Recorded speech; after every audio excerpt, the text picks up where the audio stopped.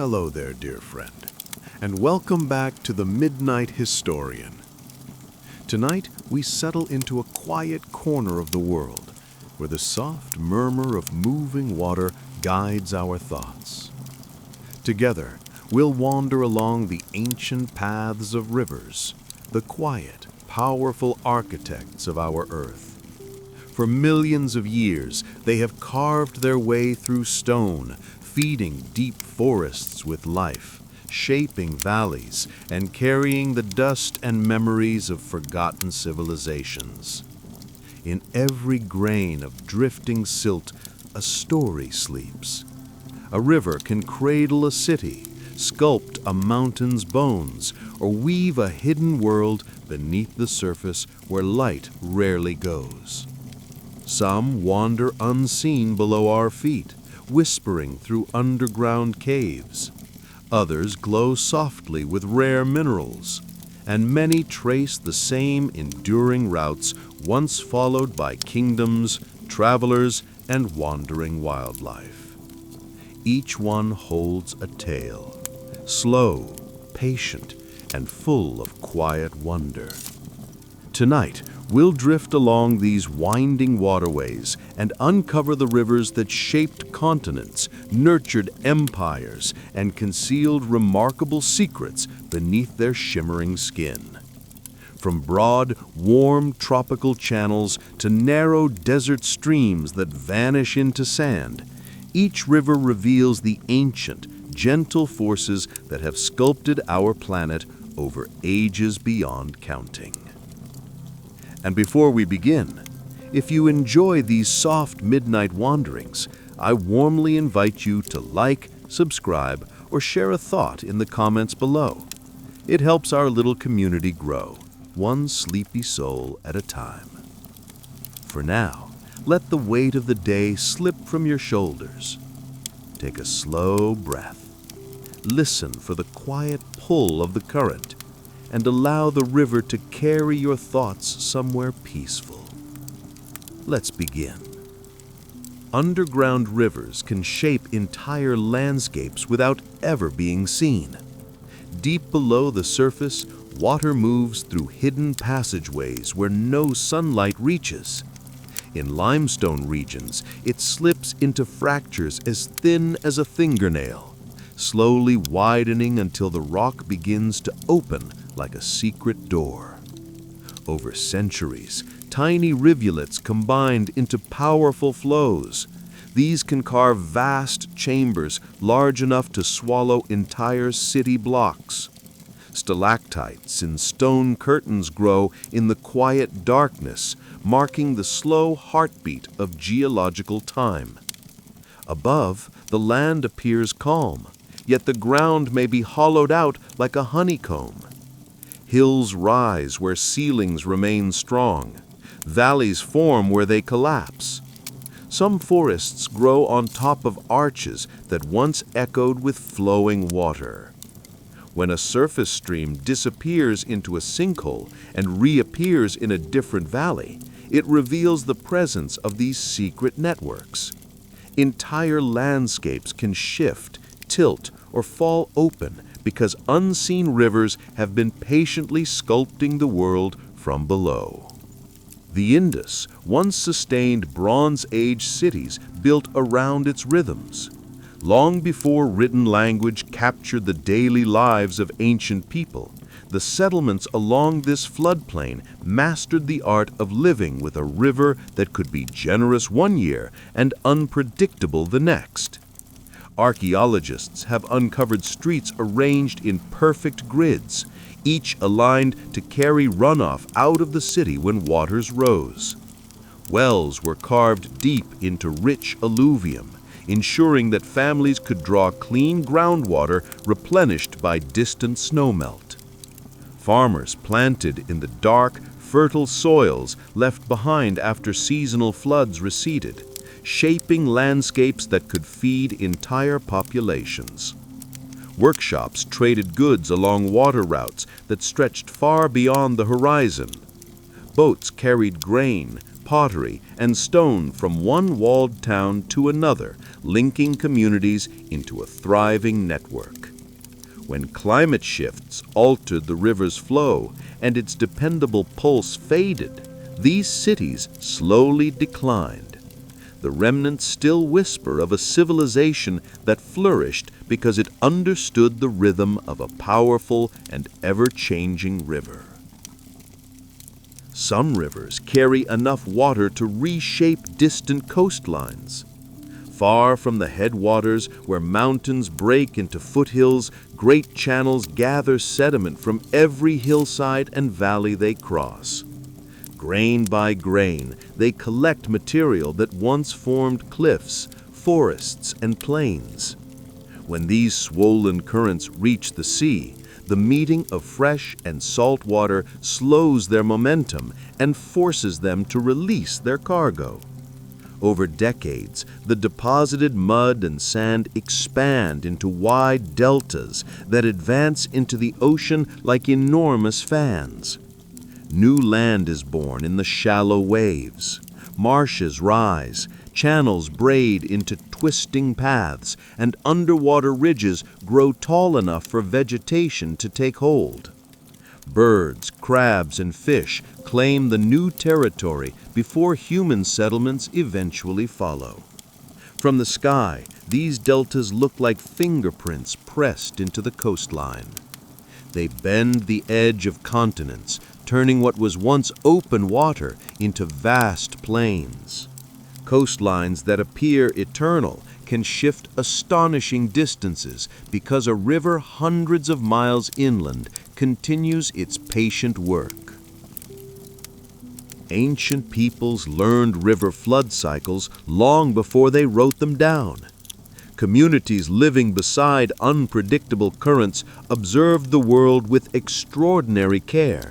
They noticed which stars climbed over the horizon just before high waters arrived, which insects hatched when the banks turned muddy, and which winds swept across the valley on the eve of a flood. These patterns became the backbone of early calendars, long before ink touched clay. Stories told around fires preserved the knowledge. Psalms described the first safe days of planting. Ceremonies marked the time when water would return with its promise of renewal.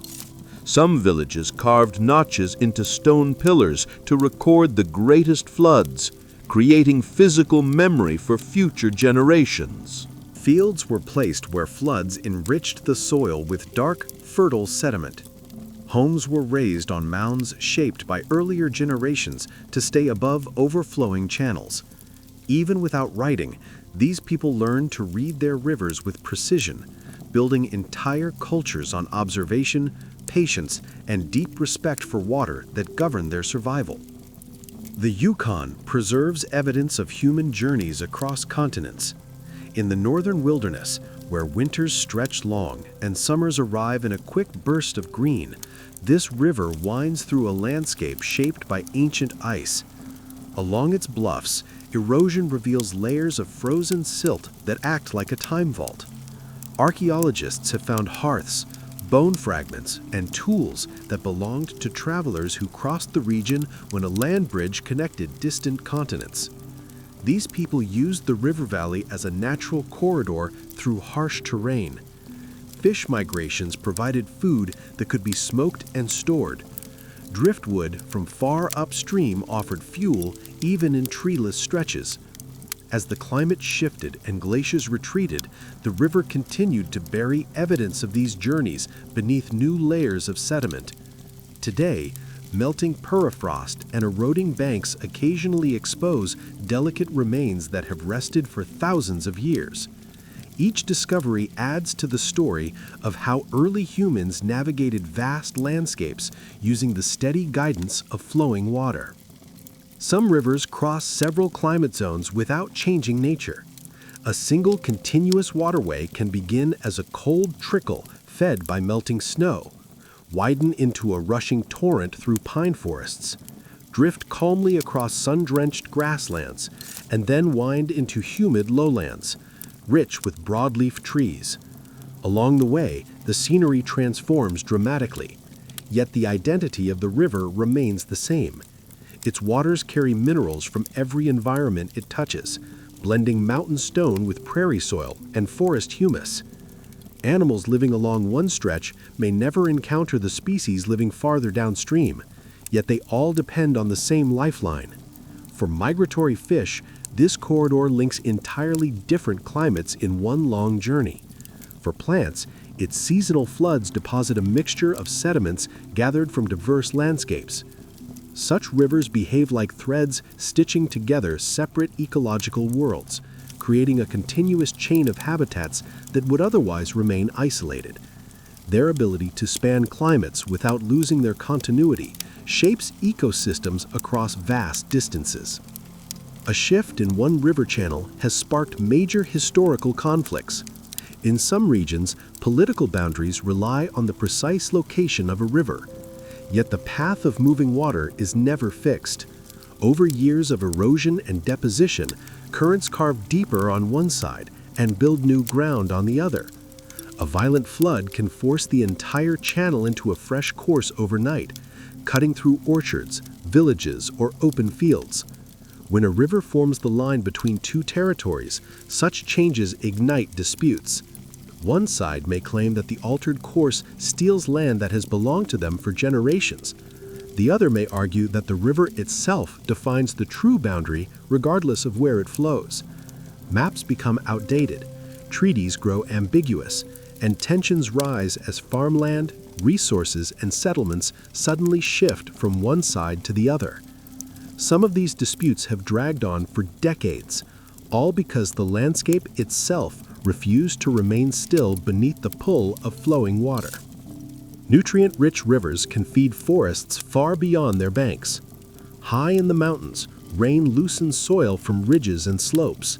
Streams gather these particles and carry them into wider channels that eventually spill across surrounding floodplains. When the waters retreat, they leave behind thin blankets of silt filled with minerals and fragments of organic matter. Trees tap into this renewed soil, growing taller and denser than they would under normal conditions. Seasonal floods carry drifting seeds that germinate in the enriched ground, adding new layers of biodiversity. In some regions, migrating fish return from the ocean packed with nutrients collected during their time at sea. When they perish after spawning, their bodies release marine elements into river systems, and these elements gradually spread into forests far from the water. Animals living along the banks transport nutrients inward, leaving traces as they roam. Over time, the river's influence stretches far beyond its immediate channel, nourishing entire landscapes with material gathered from distant mountains and seas. The Paruna once flowed with enough force to build entire new islands across the wide floodplains of South America. This river has long carried tremendous amounts of sand, clay, and organic debris from highland valleys. During periods of intense rainfall, it expands across vast surfaces, losing speed in certain stretches where the current can no longer hold its full load. Sediment drops out of suspension and collects in quiet pockets. Over many seasons, these deposits thicken and begin to break the surface. Grasses sprout first, anchoring the unstable ground. Later, shrubs and young trees take root, drawing bird life and insects that weave the first threads of an emerging ecosystem. Channels shift around the rising mass, splitting into braided passages that wrap the new island in flowing water. Some islands become stable enough to support forests. Others continue to migrate as the river rearranges them grain by grain. What looks like permanent land in this region is often the living work of a powerful river building its own geography. River sediments hold atmospheres from ages long past. Raindrops absorb gases from the air as they fall, creating a chemical signature of the atmosphere at that moment. When those droplets hit soil and rock, they lift microscopic particles that carry clues about local vegetation, weather patterns, and even distant volcanic activity. Streams collect this mixture and transport it into wider channels, where it settles as fine layers of mud and sand. Over centuries, these layers accumulate like pages in a book. Scientists can extract cores from ancient floodplains and read the history preserved within. Ratios of certain elements reveal shifts in temperature, rainfall, and vegetation. Tiny shells made by microscopic organisms record changes in the chemistry of the water. Even the shape of pollen grains trapped in the layers indicates which plants thrived or struggled. Through these small fragments, a river preserves stories about the air that once filled the sky, offering a way to reconstruct climates long before humans measured them. The Amazon sends a flying river of vapor across a continent. Moisture rises from the dense green canopy in amounts so large that it behaves like an invisible airborne waterway. Every tree releases tiny droplets through its leaves, and the combined effect of millions upon millions of trees creates a column of vapor that moves through the atmosphere like a steady current. Winds sweep this moisture westward, carrying it far from the rainforest into dry inland regions that depend on it for rain. Meteorologists have tracked these drifting corridors of humidity and found that their influence reaches vast mountain ranges, where the air cools and drops its cargo as rain or snow. Farmers, forests, and entire ecosystems rely on this airborne flow to survive seasonal droughts. When storms form in distant regions, their strength and timing often reflect the hidden presence of this traveling vapor. It acts as a bridge between climates, linking humid lowlands with high plateaus in a cycle sustained by the quiet breath of countless leaves below. Some river mouths build underwater fans larger than entire nations. As powerful currents reach the open sea, they slow and release the enormous loads of sediment carried from far inland. Sand, silt, and clay drift downward in thick clouds and settle on the sea floor. Over time, these deposits spread outward, forming underwater fans that can stretch for great distances. These submerged landscapes are shaped by hidden currents that flow along the sea floor, carving channels that resemble the patterns seen in deltas above water. Marine life thrives along the new surfaces, feeding on nutrients washed from the continent. The buildup of these structures can alter ocean circulation, influence fish migration routes, and even change local climates.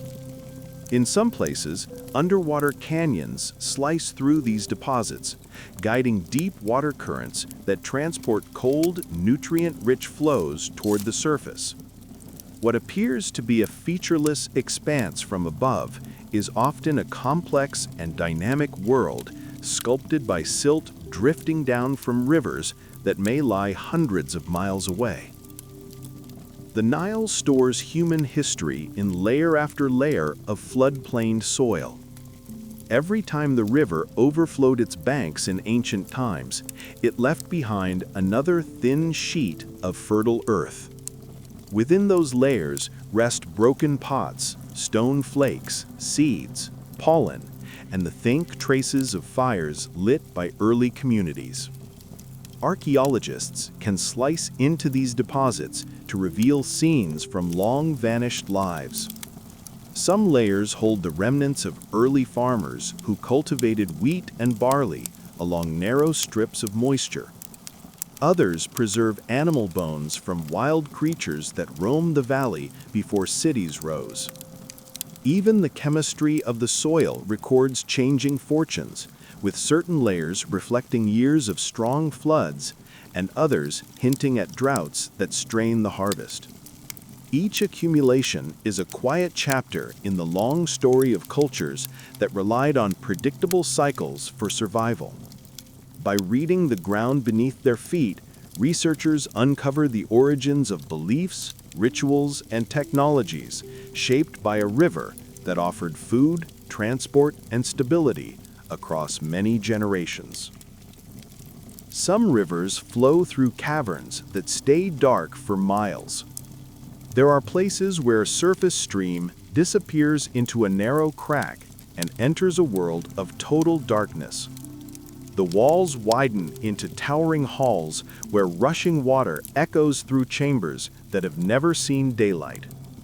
Minerals dissolved in the flow leave patterns on the stone, forming curtains, spirals, and smooth polish that reflect the long passage of time. Blind fish navigate these shadowed corridors by touch and vibration. Crickets and tiny beetles scavenge among damp rocks, living entire lives without ever experiencing the sun. These caverns grow as water chips away at the bedrock, graining by grain, and collapse in some areas to create hidden waterfalls that plunge into underground pools. Explorers who venture into these passages often find multiple levels stacked above or below one another, each carved during different eras of rainfall and climate. Such labyrinths remind us that rivers can shape worlds both seen and unseen, each with its own quiet inhabitants. The Congo holds rapids powerful enough to split species over time. In Central Africa, a series of fast-moving cascades creates a natural barrier unlike any other on the continent. Fish traveling upstream encounter swirling chutes, sudden drops, and narrow channels where water surges with enormous force. Over long stretches of history, these obstacles have separated populations into isolated pockets. Without contact, each group adapts to its own environment. Some develop new body shapes suited to clinging to rocks. Others evolve sensory organs tuned to the vibrations of turbulent flow. Genetic studies reveal patterns of divergence that map directly onto the arrangement of these rapids. The water itself drives the process by restricting movement and shaping the conditions in which organisms must survive. Even species that appear almost identical far downstream show surprising differences when found above the turbulent zone. These conditions demonstrate how a river's physical character can guide evolution, turning narrow stretches of fast water into engines of biological change. Some rivers are older than the mountains they cross today. Long before towering peaks rose into the sky, some rivers already wound across wide plains that stretched far beyond the horizon. As tectonic forces pushed the land upward, the existing channels kept cutting downward at a steady pace, refusing to be diverted. The mountains rose around them, leaving deep gorges that slice straight through ridges. These canyons reveal ancient rock layers that predate the rivers themselves. Yet, the waterways persisted because their flow was strong enough and constant enough to outpace the uplift. Travelers standing in such gorges witnessed the incredible result of that struggle between land and water. Sheer cliffs rise on either side, while the river continues its quiet passage as it has for millions of years. By tracing these paths, geologists can reconstruct the timing and speed of mountain formation. The landscapes show that even the greatest peaks cannot always force a river to change its course. The Danube has served as a cultural highway for thousands of years. Communities along this long European waterway have shared ideas, goods, and stories since early prehistory. Boats moved pottery, amber, metal, and grain between distant regions long before roads connected them. Ancient settlements rose on its banks because the river offered food, transport, and fertile ground. Empires used it as a frontier and a lifeline, sending messages and soldiers along its steady flow. Monasteries, forts, and trading towns appeared wherever the landscape offered safe harbors. Languages blended, beliefs crossed borders, and culinary traditions merged as travelers followed the current. Even today, the river links many nations and remains central to cultural identity across the region. It reveals how moving water can bind diverse peoples into one connected corridor, carrying knowledge and influence between places that might have otherwise remained strangers. Few waterways have shaped as many societies for as long as this remarkable path across the continent. River ice can carve valleys through slow winter pressure. In cold climates, water freezes layer by layer until the channel turns into a solid mass that shifts its weight against the banks. As temperatures fluctuate, cracks form and refill with meltwater that expands again when the cold returns. This cycle pries rocks apart and weakens the soil around them. During spring thaw, the loosened material breaks free and slips into the current. Over many winters, this quiet process widens valleys and deepens channels without the violent force of a flood. In some regions, immense slabs of ice grind downstream, scraping the bed like moving stones. They drag boulders, carve grooves, and shatter smaller rocks that lie in their path. Researchers studying these patterns can see the marks left behind in striated surfaces and scattered debris. While ice may seem still and silent, its repeated advance and retreat can reshape entire landscapes in ways that escape notice from season to season. The Mekong creates a yearly flood pulse that feeds millions. Each year, seasonal rains in distant mountains swell this river until it spreads into an immense inland sea. As the waters rise, fish migrate into flooded forests where they feed on fruits, insects, and falling leaves. Farmers, fishers, and foragers time their activities around this cycle. Rice fields become nutrient-rich lakes that support vast harvests once the water retreats. Villages adapted their architecture to this rhythm, building homes that stand tall on stilts so families can live above the rising currents. When the floodwaters withdraw, they leave behind dark, fertile soil that support crops capable of feeding entire regions.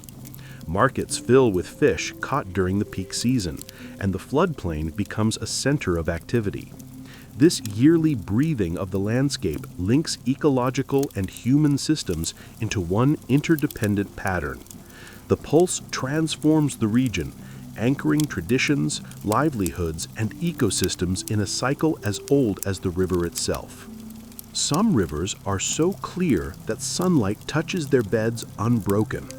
In rare places where erosion is mild and soils contain few loose particles, water flows over stone and sand without picking up significant sediment. The result is astonishing clarity that reveals every pebble and ripple below. Fish glide through the current like shapes suspended in air. Plants anchored to the bottom sway in slow underwater motion, their colors bright beneath the surface. When sunlight strikes the channel, it continues downward with almost no interruption, illuminating rocks and hidden crevices. This clarity supports unique ecosystems that depend on clean light to thrive. The water remains cool and oxygen-rich, creating ideal conditions for sensitive species that cannot survive in murky environments.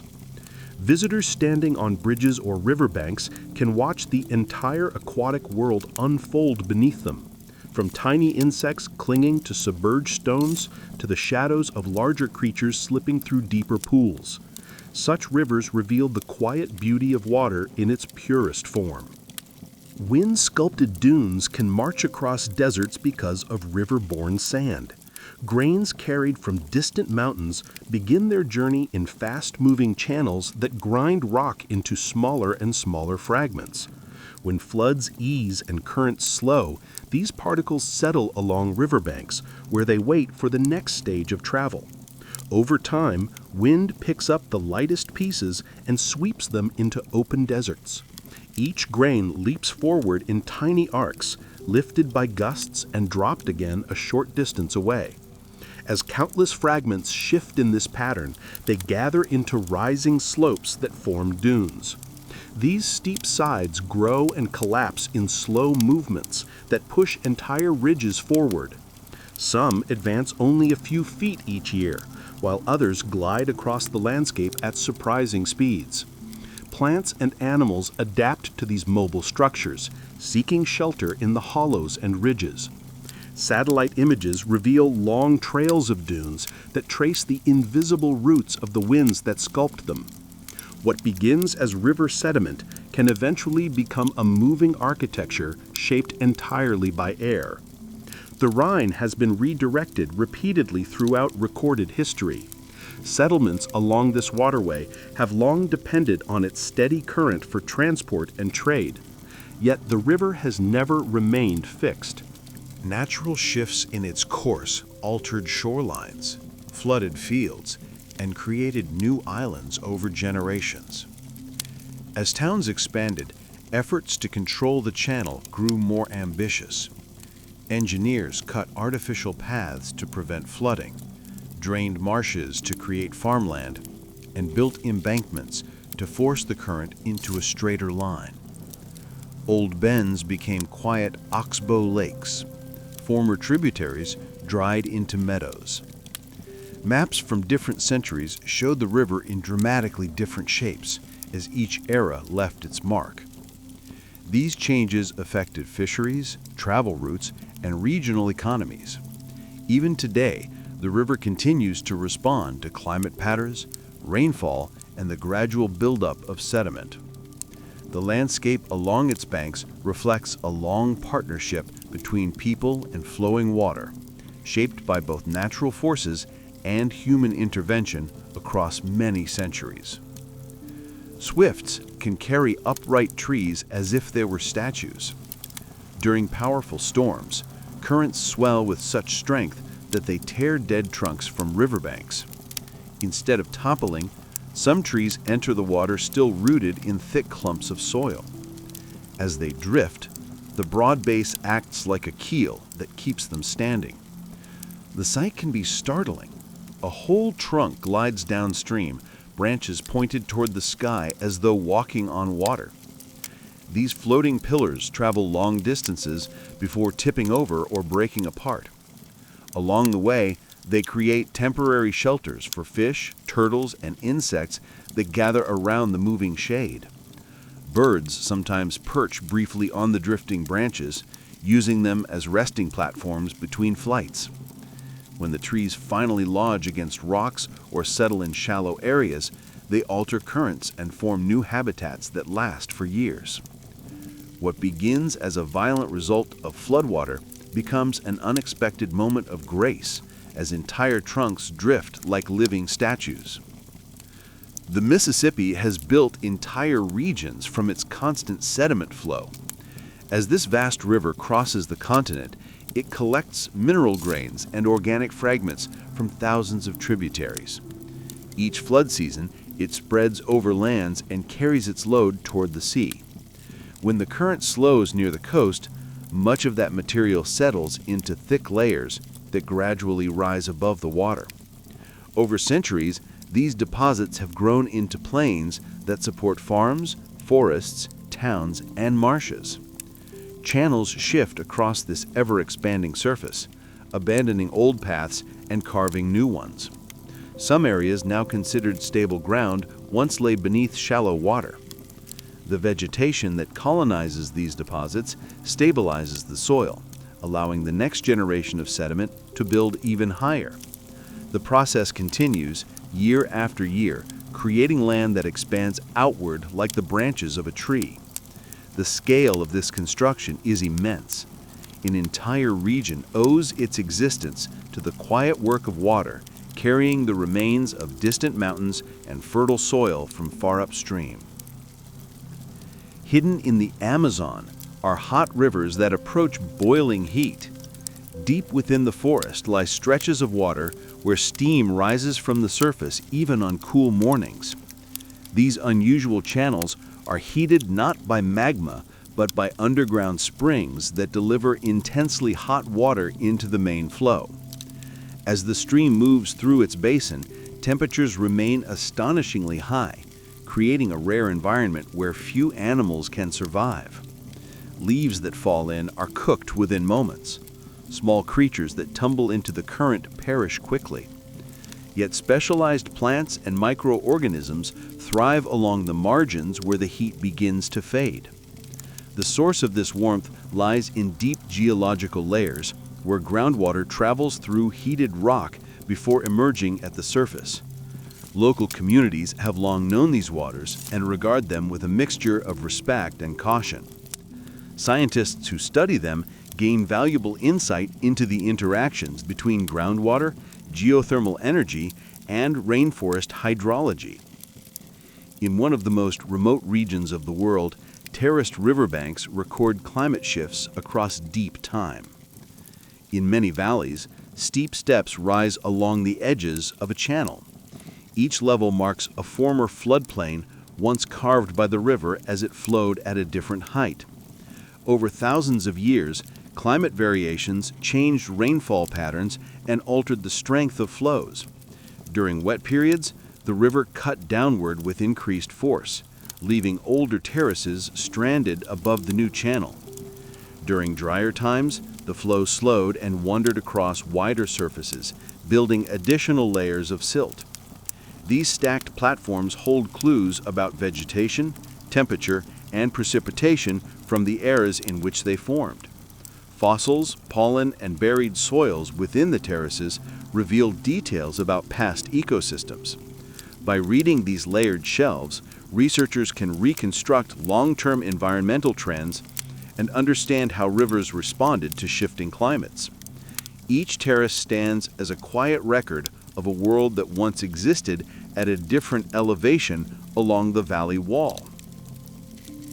The Tigris and Euphrates supported irrigation systems beyond their era. Along the floodplains of ancient Mesopotamia, early societies engineered canals that guided water into fields far from the main channels.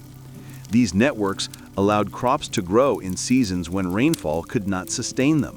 Farmers built embankments of mud and red, adjusting their height and width to control how much water reached each plot.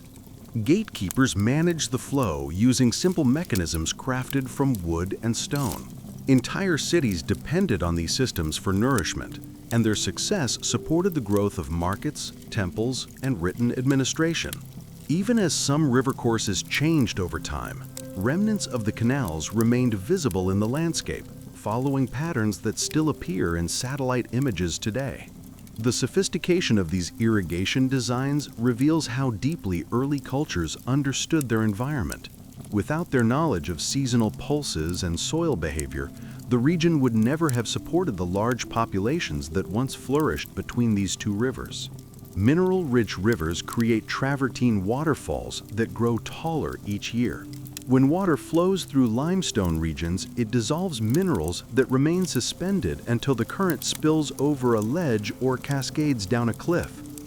As the water tumbles through the air, carbon dioxide escapes and leaves behind thin films of calcite. Layer by layer, these films harden into travertine, a pale stone that forms terraces, ridges, and dramatic steps. Over time, the buildup becomes so thick that waterfalls rise higher than their original foundations. Pools develop behind the stone curtains, filled with clear water that reflects surrounding vegetation. Microbial communities grow on the fresh deposits, influencing the shape of the formations and adding subtle textures. Visitors who stand near these cascades witness living geology in motion as each new sheet of mineral slowly extends the edge forward. These formations demonstrate how rivers do not only carve landscapes, but also build entirely new structures from dissolved rock. The Volga once sustained nomadic kingdoms that roamed the steppe. Across the sweeping grasslands of Eurasia, this river provided a dependable corridor where herders found fresh grazing and access to fish. Communities moved with the seasons, following the natural rhythm of water and pasture. Camps rose along the banks, where horses could drink and families could trade goods with travelers passing through. Archaeological discoveries revealed traces of metalwork, pottery, and textile production that flourished in these mobile societies. The river allowed distant tribes to meet for trade and negotiation, linking territories that might otherwise remain isolated. Seasonal floodplains provided fertile ground for temporary cultivation, offering grains that supplemented pastoral life. Stories and traditions passed between groups as they gathered near the water. Although many of those kingdoms have faded, the traces of their presence still lie beneath the soil, preserved in burial mounds and scattered artifacts. The river acted as a lifeline for cultures that lived in motion across the wide open steppe.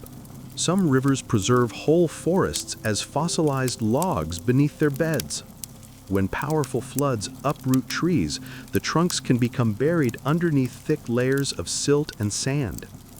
In environments rich in minerals, these buried remains undergo a slow transformation. Groundwater circulates through the sediments, carrying dissolved elements that replace the organic material within the wood.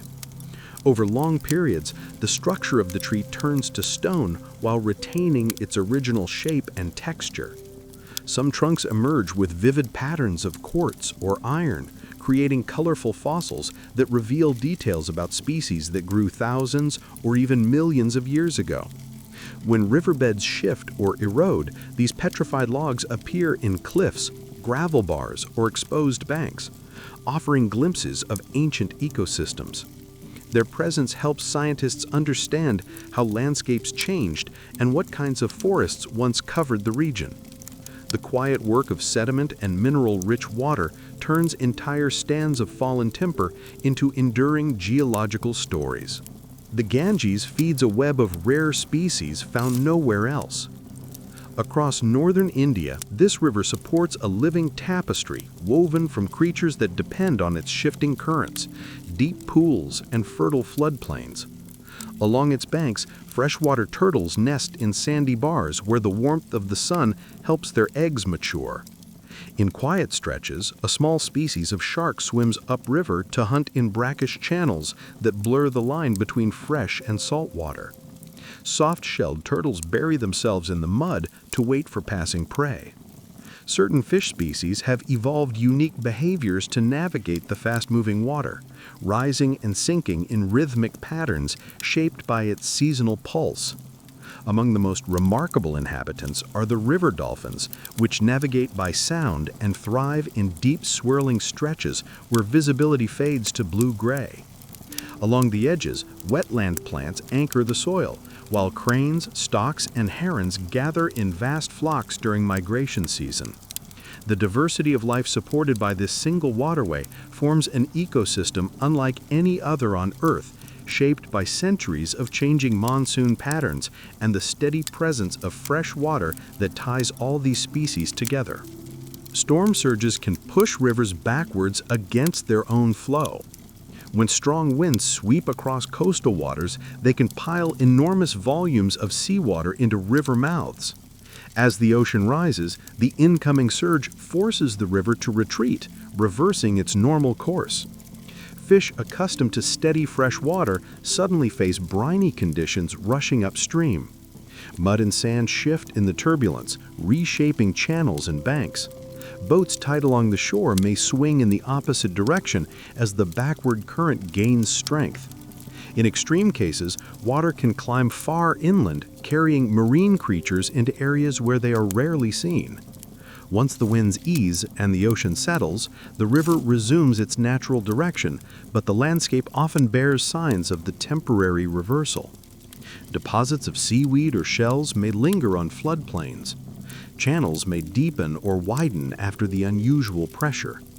These episodes illustrate the powerful influence of coastal storms and the delicate balance between land and sea that rivers must navigate as they move toward their final destination.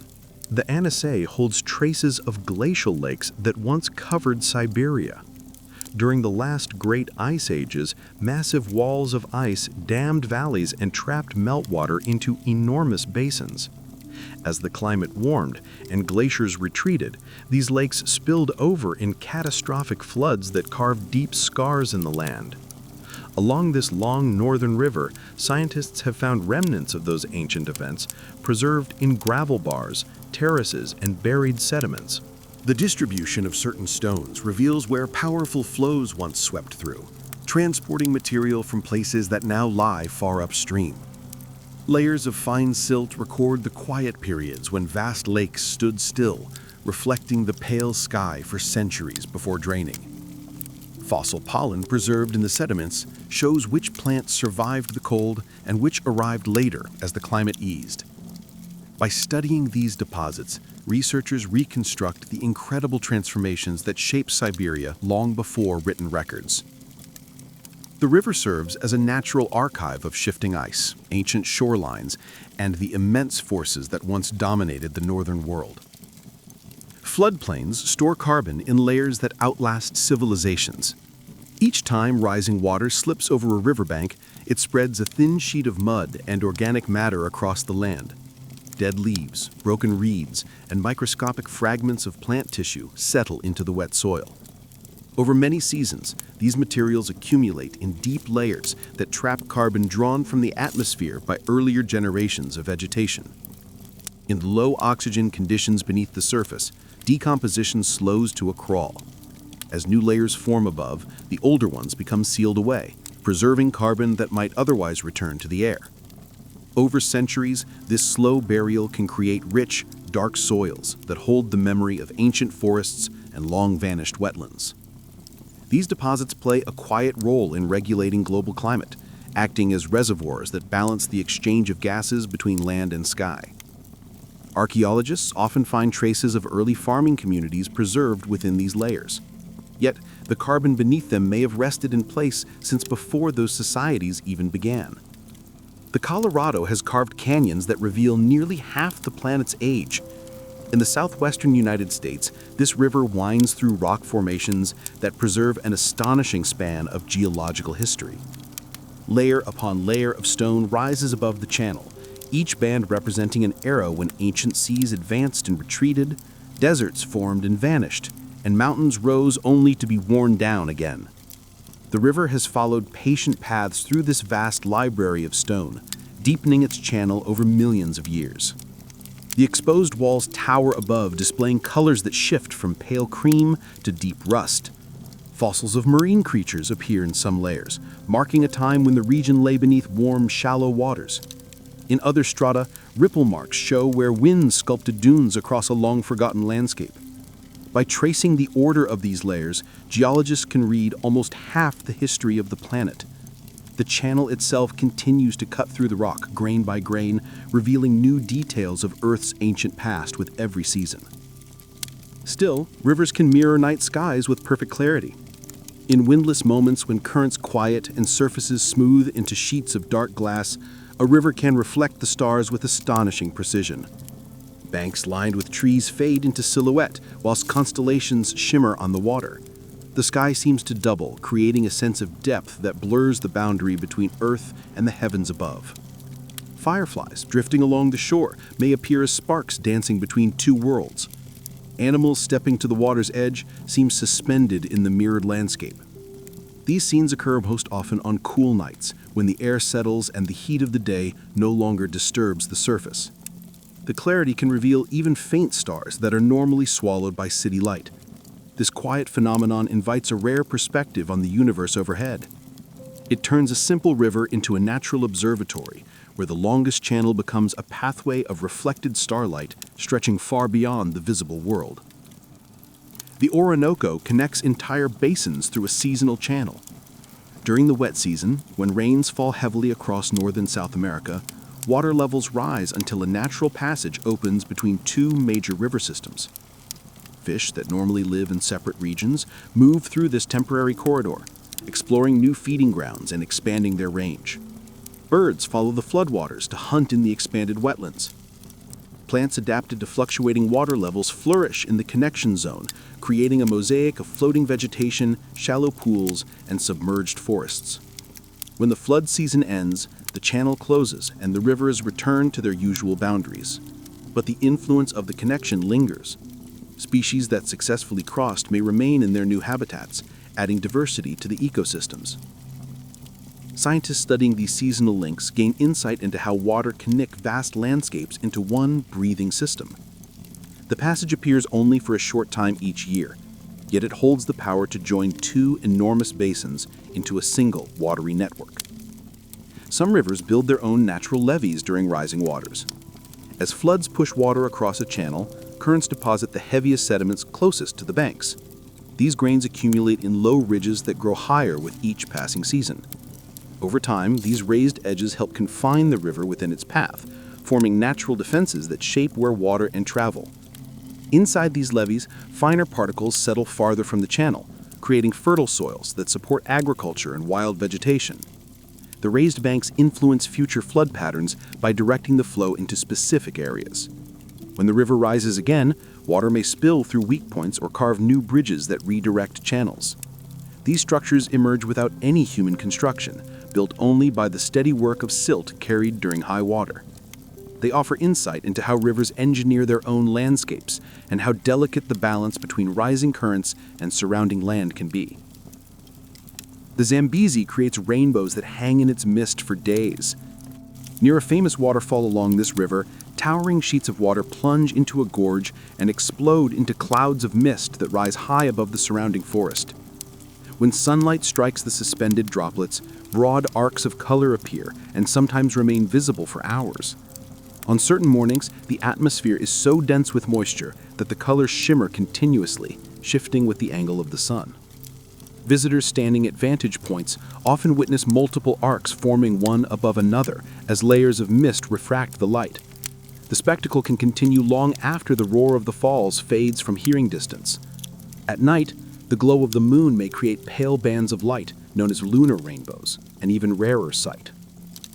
The combination of powerful water, deep gorges, and ideal weather patterns makes this one of the few places where rainbows can linger for such long periods, creating a scene that feels almost dreamlike. Underwater waterfalls form where heavy rivers sink beneath lighter ones. In certain parts of the ocean, dense currents rich in salt flow beside or beneath lighter flows that originated from freshwater sources. As the heavier water pushes forward, it dives downward in dramatic plunges that resemble waterfalls hidden beneath the surface. These submerged cascades can extend for remarkable distances and influence the movement of marine life and nutrients. Cold, dense streams sliding beneath warmer layers carry oxygen into deep regions that would otherwise remain still. The mixing of these layers can create swirling patterns that generate underwater eddies. Scientists explore these features using instruments that trace temperature and salinity changes as they descend.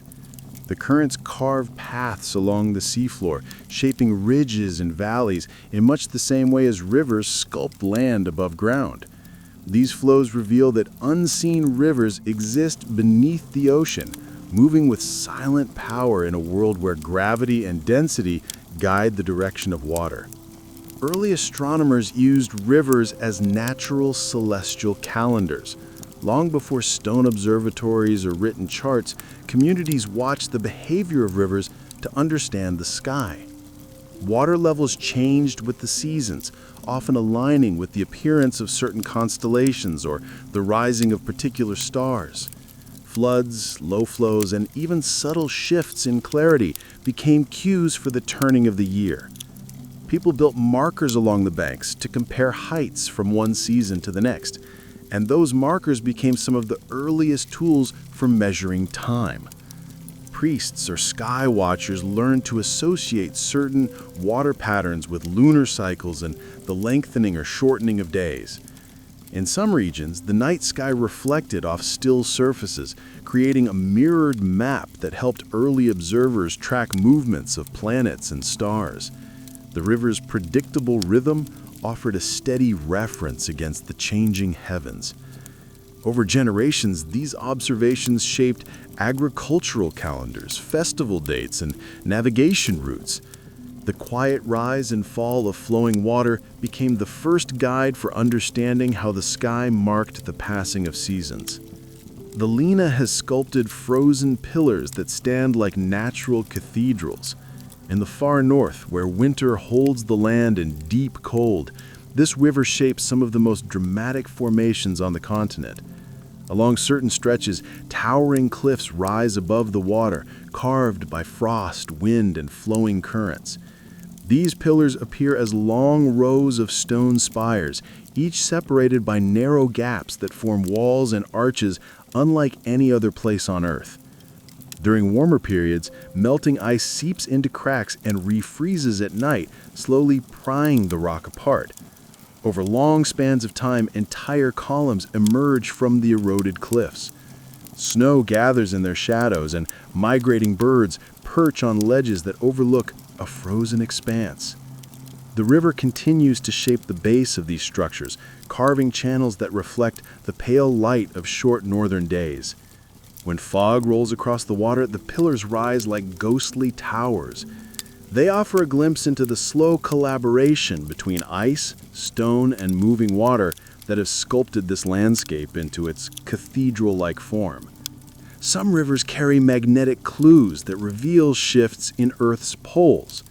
As water erodes rocks upstream, it picks up tiny grains of minerals that contain magnetic particles aligned with the direction of Earth's magnetic field at the time they formed. These grains travel downstream and settle into layers of mud and sand. When these layers become buried, the mineral particles remain locked in the orientation they had when they were deposited. By collecting cores from floodplains or ancient riverbeds, scientists can measure the magnetic direction recorded in each layer. Some strata show orientations that differ dramatically from modern readings, revealing times when Earth's magnetic field shifted or weakened. These signatures help reconstruct the history of geomagnetic reversals and the long-term behavior of the planet's core. They also allow researchers to trace how rivers responded to these global changes, offering insight into climate and environmental conditions from distant eras. The quiet accumulation of sediment becomes a record of the restless currents deep beneath Earth's surface. The Salween flows through landscapes unchanged by major human engineering. In remote regions of Southeast Asia, this long river winds through mountains and valleys that remain strikingly wild. Steep cliffs rise above narrow gorges where the current races through untouched forest. Villages that appear along its banks are often small and built from local materials, leaving only modest footprints on the surrounding land. The absence of large dams or massive diversions allows the river to follow its natural patterns through seasonal rains and drier months. Fish species dependent on free-flowing water still migrate through its channels.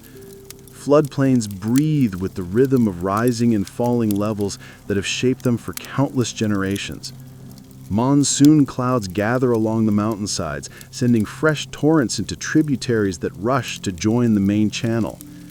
Because much of the basin remains unaltered by modern infrastructure, scientists regard it as a rare example of a major river system functioning largely as it did before widespread human development. Estuaries create nurseries for species that later populate entire oceans. Where freshwater mixes with saltwater, a unique environment forms that supports life in remarkable ways. Shallow channels, mudflats, and tidal marshes provide shelter for young fish that would struggle to survive in deeper open waters. Nutrients delivered by rivers blend with minerals stirred by incoming tides, creating a rich broth that fuels rapid growth. Crabs scuttle across soft sediment, feeding on microscopic organisms that flourish in the nutrient-rich mix. Birds gather in large numbers to hunt among the tidal pools. Many species use these transitional waters only during their earliest stages of life, gaining strength and size before venturing into the vast ocean. Some creatures return years later to reproduce in the same protected inlets where they once fed as juveniles. These nurseries support global food webs by ensuring that young marine animals have safe places to grow. Without them, many oceanic populations would decline dramatically. The Dnieper once linked forest kingdoms to southern empires. In ancient times, this river stretched across regions where cultures differed in language, customs, and ways of life. Traders followed the current from northern woodlands to southern plains, carrying furs, honey, metal goods, and crafted tools. Boats carved from single logs drifted past settlements built on high bluffs, stopping at markets where goods exchanged hands. As navigation improved, larger vessels carried caravans of merchants who traveled between distant realms. The river became a vital route connecting forest dwellers with powerful states near the Black Sea. Along the banks, fortified towns arose to protect valuable trade. Chronicles from early travelers describe encounters between diverse peoples who met at river crossings to negotiate alliances and agreements. Over time, the waterway helped shape political boundaries and cultural identities. Its role in linking distant societies shows how a single flowing corridor combined entire regions into one connected economic and cultural network. Tiny air bubbles in river ice preserve clues about ancient atmospheres. When winter grips a river and the surface freezes into clear sheets, small pockets of air become trapped inside the forming ice. These bubbles hold the chemical signature of the atmosphere at the moment they were sealed. As snow piles on top, the lower layers are pressed into solid masses that preserve these bubbles for long periods. Scientists who retrieve old ice segments can measure the composition of gases within the pockets. The ratios of oxygen and carbon dioxide reveal information about temperature, vegetation, and environmental conditions at the time the ice formed. Sometimes volcanic ash appears in thin streaks, marking distant eruptions that released particles across the world. Studying these frozen samples offers insight into regional climate patterns and how river valleys responded to periods of extreme cold or warmth. Each bubble is a tiny archive of air that once drifted above the water before becoming locked into winter's transparent grip. The Fraser sustains salmon runs on a scale seen almost nowhere else. Along the western edge of Canada, this river supports migrations that span hundreds of miles. Each year, salmon return from the ocean and swim against the current toward the streams where they first emerged from gravel beds. The journey demands impressive strength as they leap over obstacles, push through rapids, and navigate changing depths. Their arrival transforms the ecosystem. Eagles gather in large numbers along the banks to feed. Bears wade into the shallows to catch fish moving through narrow channels. Forests benefit as nutrients from the salmon enter the soil after the fish complete their life cycle. Communities living along the river have long depended on the seasonal return, shaping fishing traditions, stories, and ceremonies around the migration. The sheer number of fish passing through creates a spectacle of movement and color. This great pulse of life reveals how a single river can support a web of creatures that rely on its dependable rhythm. Some rivers creep sideways across land faster than they flow downstream. On wide floodplains where the land barely tilts toward the sea, the current becomes slow, steady, and surprisingly mischievous. Instead of charging forward, the pull at its outer banks, gnawing at soil and roots with persistent pressure. On the inside of each bend, the flow becomes gentle enough for grains of sand and silt to settle, building new land by little. This uneven work creates loops that do not simply drift downstream, but slide sideways across the plain. Over decades, a curve that once pointed one way may lean in the opposite direction as the outer bank retreats and the inner bank grows. Small lakes form where old bends are abandoned, and strips of rich earth appear where new ones take shape. Villages that once sat far from the water sometimes wake to find the channel creeping closer with each passing season. Entire landscapes become quiet tapestries of shifting lines, shaped by a sidewinding river that prefers to wander across its valley rather than rush toward the ocean. The Seine has been reshaped for centuries to suit growing cities. Along this celebrated European river, the story of human settlement unfolds in layers of engineering, adaptation, and steady transformation. Early communities relied on natural banks, shallow crossings, and gentle islands, choosing these features as safe places to build shelters and markets. As towns grew larger, they carved new quays to tame seasonal floods and created stone embankments that gave boats cleaner passage. Over generations, bends were trimmed, side channels were redirected, and ferries gave way to bridges that altered the flow in subtle but lasting ways. Builders deepened the riverbed to support trade vessels carrying grain, wine, textiles, and countless other goods. Later, entire banks were refashioned to create boulevards, walkways, and harbors. Yet beneath the polished surfaces of the modern riverfront lies a flowing memory of every previous shape the water once held. Even today, rainfall, tides, and the quiet weight of sediment continue to influence the river's rhythm, carrying forward a long conversation between the city and the current that passes through its heart. River tilt provided pigments for some of the earliest human art. Long before minerals were mined from deep veins or manufactured colors were created in workshops, early artists turned to riverbanks for their pigments. After floods receded, fine layers of clay and iron-rich mud settled along the edges of the channel. These deposits dried into soft, crumbly material that could be gathered by hand and crushed into powder. Mixed with animal fat, plant oils, or water, the powder transformed into vibrant paints that clung to stone walls and carved surfaces. Some pigments produced warm reds and browns, while others offered pale yellows or muted grays. In certain regions, people learned which layers yielded which colors, returning to the same banks season after season. The paintings created with these natural pigments have endured for thousands of years, surviving in caves, overhangs, and rock shelters. Through them, we glimpse animals, rituals, stories, and imagined worlds preserved in colors carried first by the river. Each brush of pigment links ancient creativity with the steady work of moving water. Some rivers glow under certain light because of organic matter. In a few remarkable waterways, the water itself takes on an unusual radiance when illuminated under the right conditions. This gentle glow is created by dissolved organic material carried from forests, wetlands, and decaying vegetation. These molecules alter the way light scatters through the water, especially when the moon is bright or the sun sits low at the horizon.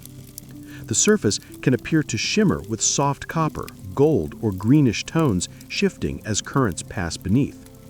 When plankton or other tiny organisms drift through these nutrient-rich conditions, they add subtle flecks of brightness that enhance the effect. The glow is most noticeable in calm stretches, where ripples do not break the reflection.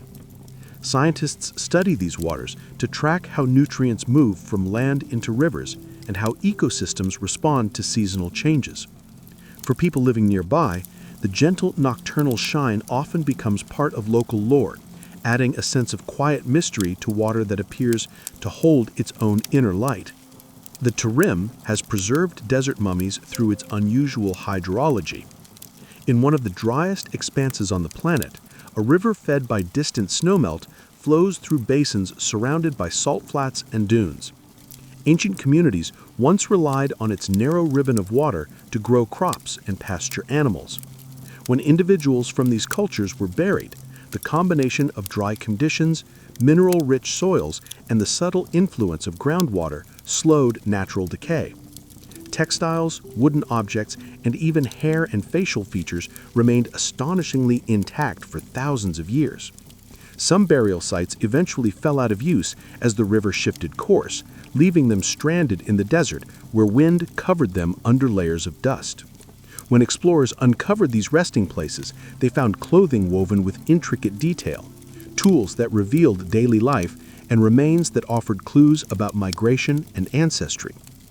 The preservation arose not from deliberate effort, but from the unique interplay between river moisture, arid climate, and the quiet chemistry of the surrounding land. Flood pulses in some rivers follow rhythms set by faraway oceans. Certain tropical and subtropical waterways rise and fall in patterns influenced not only by local rainfall, but by vast cycles occurring in distant seas. Changes in ocean temperatures alter atmospheric currents that travel across continents. These shifting winds determine where storms will gather, how long they last, and how much rain will fall over a river basin. Even rivers located deep inland can reflect these global patterns, rising higher during certain multi-year phases and retreating during others. Layers of sediment store evidence of these rhythms, with alternating bands of fine and coarse material corresponding to wetter and drier cycles. Communities living along such rivers often develop traditional knowledge shaped by these long patterns, recognizing that water abundance follows a repeating pulse. Modern research confirms that these distant connections carry remarkable influence, linking the breadth of faraway oceans to the heartbeat of inland rivers. Each flood pulse becomes part of a larger global story written by air, water, and shifting climate. The Ebro once fed irrigation systems that still function today.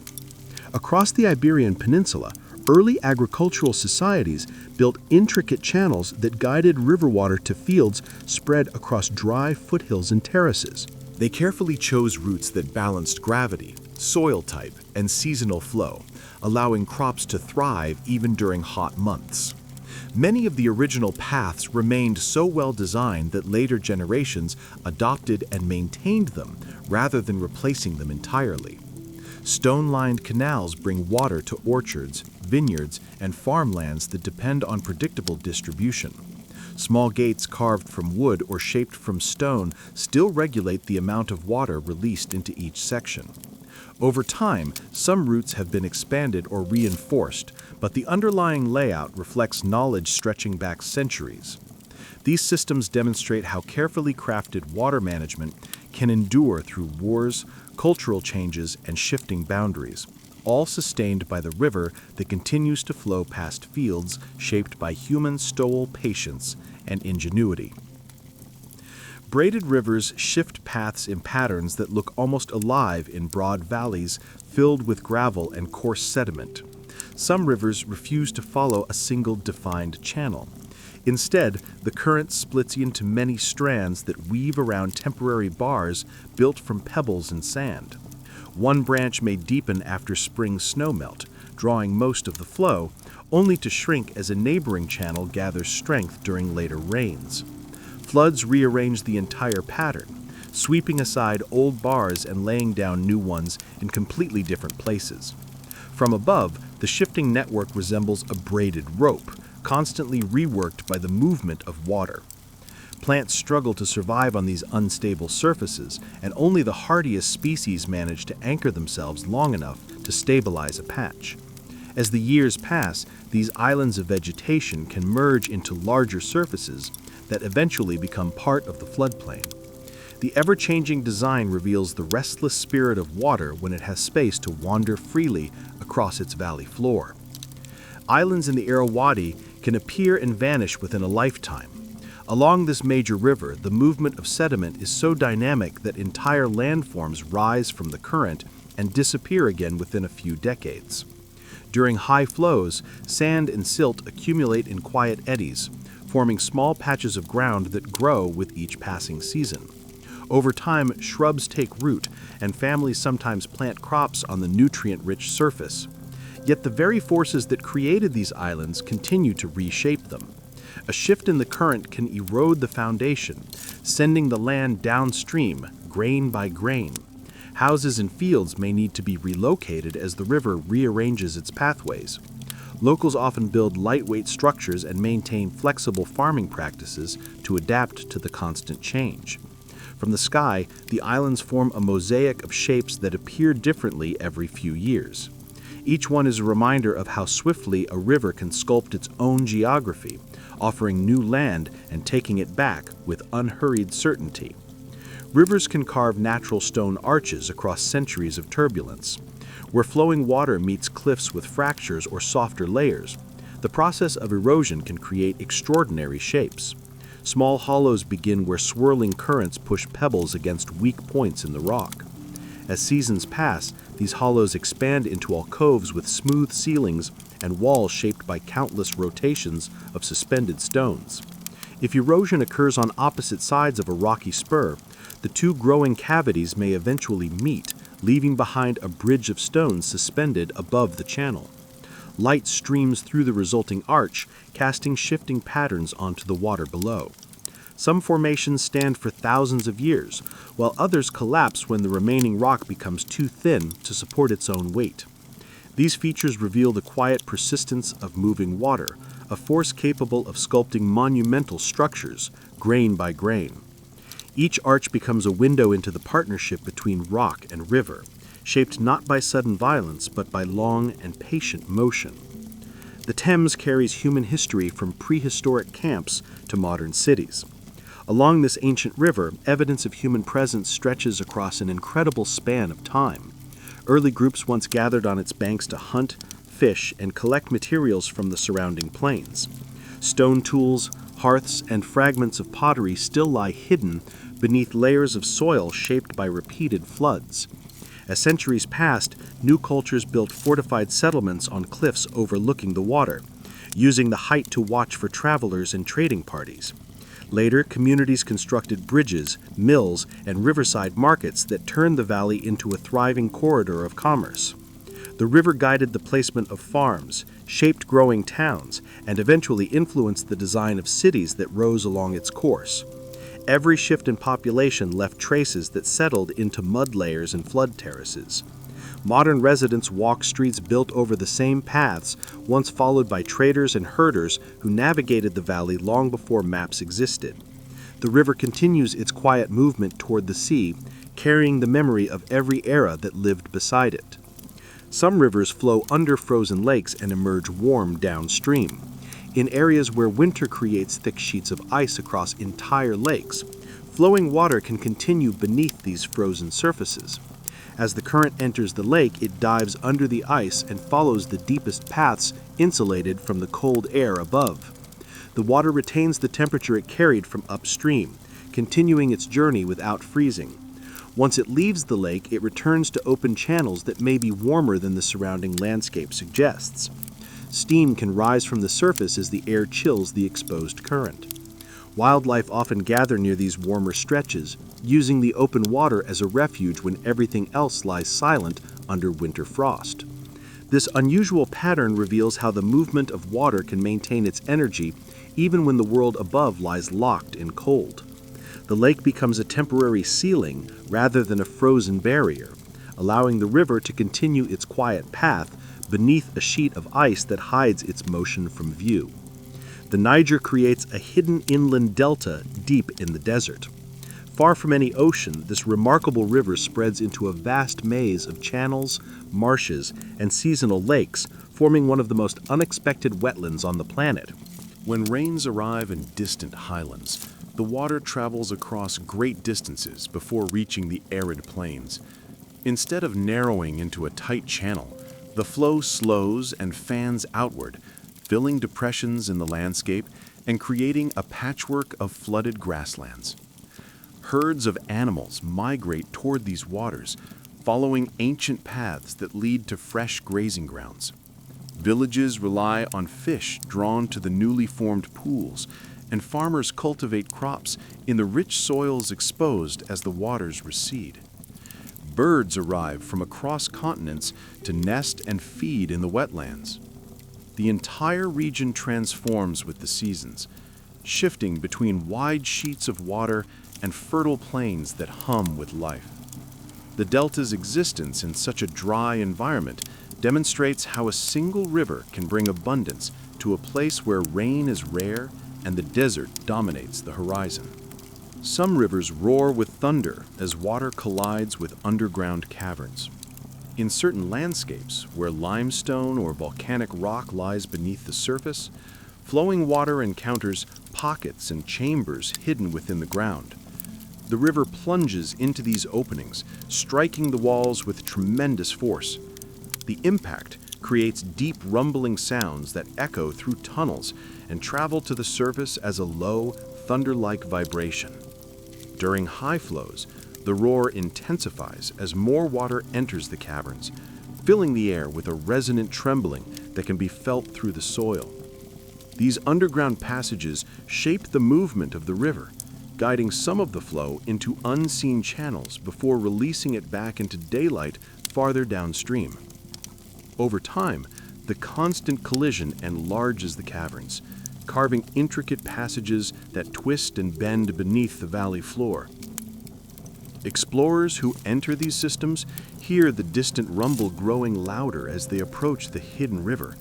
The sound becomes a reminder of the power stored within flowing water and the unseen landscapes it shapes in darkness. The Vistula once carried amber across ancient Europe. Along the length of this river, long-forgotten trade routes once connected coastal communities with distant inland settlements. People gathered golden resin from beaches and forest floors near the northern shores, where natural processes washed or exposed these treasures. Traders transported the resin by boat and along river paths, carrying it toward regions where it was valued for decoration, rituals, and symbolic meaning. The river served as a natural guide, winding past villages that became exchange points for goods, stories, and ideas. Over generations, the trade expanded, linking faraway cultures that sought the warm glow of the resin for art and ornament. Archaeological finds near former banks revealed beads, carvings, and other objects shaped from this material, preserved in burial sites and settlements that faded long ago. The river, flowing endlessly toward the sea, once acted as the main artery for this movement of goods, supporting networks that spanned great distances and shaped early European commerce. Some rivers hold fossils from eras when continents were still joined. In remote valleys and eroded cliffs along certain rivers, layers of sediment preserve remains from times when Earth's land masses formed a single vast supercontinent. Ancient fish, early reptiles, and long-vanished plants lie entombed in rock that once settled at the bottom of lakes and floodplains. As rivers carve through these layers, they expose fragments that reveal the forms of creatures that lived in climates now separated by oceans. The position of these fossils helps scientists trace how continental plates drifted apart and how ecosystems changed as shorelines shifted.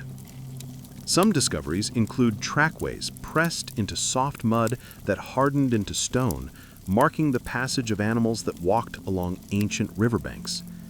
Each fragment rests within a layer that tells its own story about rainfall, vegetation, and life from distant ages. The river becomes a moving window into a world that existed long before any human presence, carrying traces of the eras that reshaped the entire planet. The Po feeds floodplains that form some of Europe's richest farmland. Across northern Italy, this river spreads water and sediment across wide plains that have been cultivated for countless generations. The soils are deep, dark, and fertile due to the steady deposition of mineral-rich silt carried from mountains far to the west. Farmers learned to guide seasonal waters into channels that refresh the land without washing away crops. When the river rises after snowmelt or heavy rains, it nourishes fields of grains, fruits, and vegetables that thrive in the well-structured earth. Villages grow alongside these productive lands, developing traditions tied to planting, harvest, and irrigation. The floodplain also supports wetlands that shelter birds and aquatic life, creating a mosaic of natural and cultivated spaces. This combination of seasonal flooding, nutrient-rich sediment, and human skill has shaped a landscape known for remarkable abundance. The river continues to bring the raw ingredients for growth, sustaining a region where agriculture, culture, and water have long been intertwined. Some rivers cut off their meanders and leave hidden lakes behind. As looping bends widen over time, the outer edges erode more quickly than the inner ones, creating curves that inch farther apart with each passing season. During a major flood, the river may surge across the narrow neck of a loop, carving a faster shortcut to continue its journey. The old bend becomes separated from the main channel as the new course stabilizes. What remains is a crescent-shaped lake, often concealed by reeds, trees, and quiet marshes. These lakes can host unique communities of plants and animals that thrive in still water sheltered from the main current. Over years, sediment gather in the remaining curve, gradually filling the basin and transforming it into a meadow or wetland. From above, these features appear as graceful scars marking the river's earlier path. The abandoned loops reveal how moving water chooses new routes that suit its changing energy, leaving behind hidden pockets of calm shaped by moments of dramatic redirection. The Mackenzie delivers vast freshwater streams into the Arctic Ocean. Flowing across broad northern landscapes, this major river carries immense volumes of water toward the icy seas. The current gathers strength from tributaries that drain forests, tundra, and wetlands stretching across thousands of miles. As the river approaches the coast, it spreads into a wide delta filled with branching channels that weave between marshes and low islands. The fresh water entering the Arctic helps shape currents that influence sea ice formation and the movement of marine life. Migrating birds flock to the delta during summer, feeding on insects and nesting among the grasses. Fish travel through the network of channels, moving between inland waters and coastal zones. Seasonal changes transform the region from frozen silence to a landscape buzzing with life. The river's immense flow serves as a vital link between interior ecosystems and the northern ocean, carrying nutrients, sediments, and energy across an environment defined by cold, light, and dramatic cycles of growth and rest. Some rivers release minerals that turn water vivid shades of blue and green. In certain watersheds, the surrounding rocks contain minerals that dissolve into the current, altering the color of the water in striking ways. When sunlight strikes these mineral-rich flows, the light scatters into vibrant hues that change with angle, depth, and season. Turquoise, milky blue, emerald green, and soft jade tones may appear in calm pools or wide bends. Glacial flour, a fine powder created when ice grinds stone into tiny particles, can lend a bright opacity that enhances the color. In other cases, dissolved limestone or volcanic minerals produce clarity that reveals stones on the riverbed shining beneath the surface. Local wildlife adapts to these conditions, finding shelter among rocks that glow in shifting colors. Travelers often describe these rivers as otherworldly, drawn to their unusual brightness. The vivid water becomes a natural record of the geology surrounding it, reflecting the chemistry of the land through color alone. The Tiber preserves Roman artifacts deep in its mud layers. As this historic river wound through the heart of an ancient empire, countless objects slipped from bridges, docks, markets, and busy riverbanks. Coins dropped from pockets during festivals. Pottery shattered and fell into the current. Tools, sandals, decorative pieces, religious offerings, and carved tokens drifted downward during both ordinary days and moments of celebration. Floods lifted whole chunks of riverbank from older streets and bridges, depositing them farther downstream where they settled beneath thick layers of silt. Over centuries, these buried fragments became part of the river's memory. Each flood laid down fresh mud that sealed objects deeper, protecting them from decay. Excavators working along the modern banks sometimes uncover these lost pieces, revealing glimpses of daily life in the bustling city that once ruled vast territories. The river safeguarded items that people never expected to preserve. Its slow accumulation of layered mud turned simple debris into a hidden archive, waiting quietly beneath the shifting current. Some rivers sink into limestone and travel underground for miles. In regions where limestone forms the bedrock, water exploits natural cracks, dissolving the stone grain by grain and carving passageways beneath the surface. A flowing current that appears steady and ordinary may suddenly disappear into a sinkhole, slipping into a world of darkness where daylight never reaches. Once underground, the water follows winding corridors shaped by ages of steady erosion.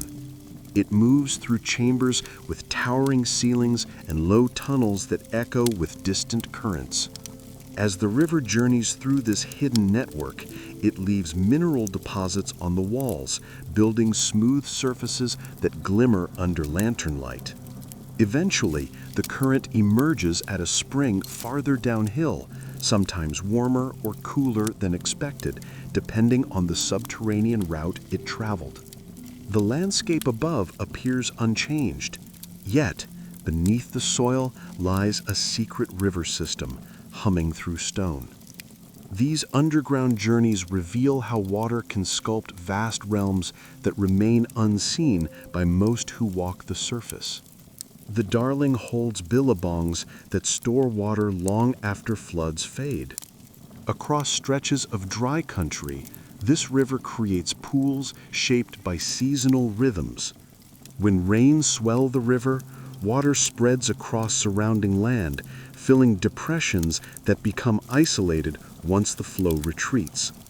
These pools, known for their stillness and longevity, create life-sustaining oases as the months grow hotter. Birds gather at their edges, animals drink at dawn and dusk, and plants that require reliable moisture take root along the banks.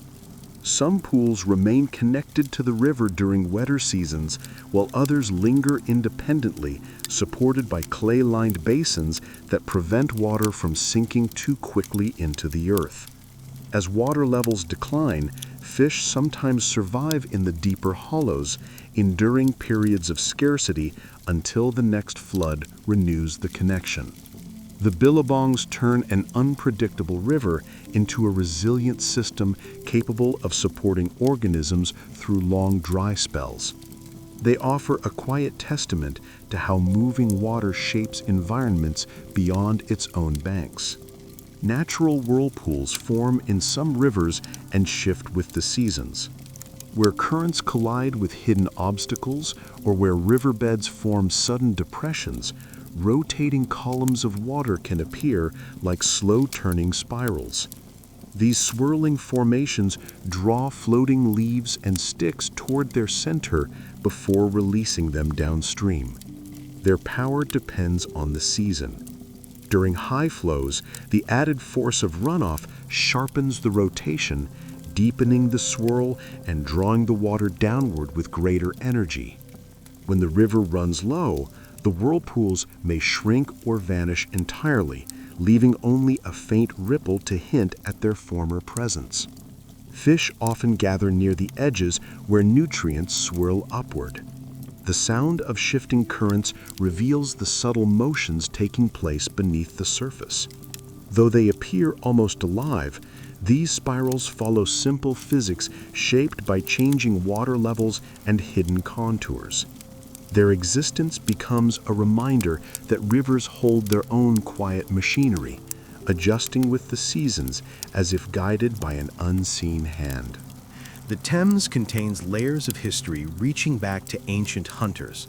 Long before a great city stood along its banks, this river flowed through open grasslands where early humans gathered to hunt and forage. Their footsteps pressed into mud that hardened during dry seasons and later became buried beneath newer layers of river sediment. Stone tools, broken spear points, and fragments of animal bones settled into the riverbed as groups moved across the landscape following herds. With time, new civilizations built wooden walkways, boats, and riverside structures whose remains also slipped beneath the water. Later still, bustling markets and thriving ports added objects lost during daily work, ceremonies, and storms. As each era passed, floods covered these traces with fresh mud that sealed them away.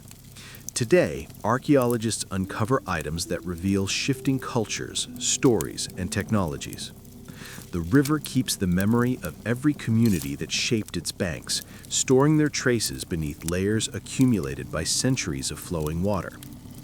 Some rivers cross fault lines and carry evidence of ancient quakes. Where river intersects a fracture in the Earth's crust, the landscape can shift beneath the water in sudden and dramatic ways.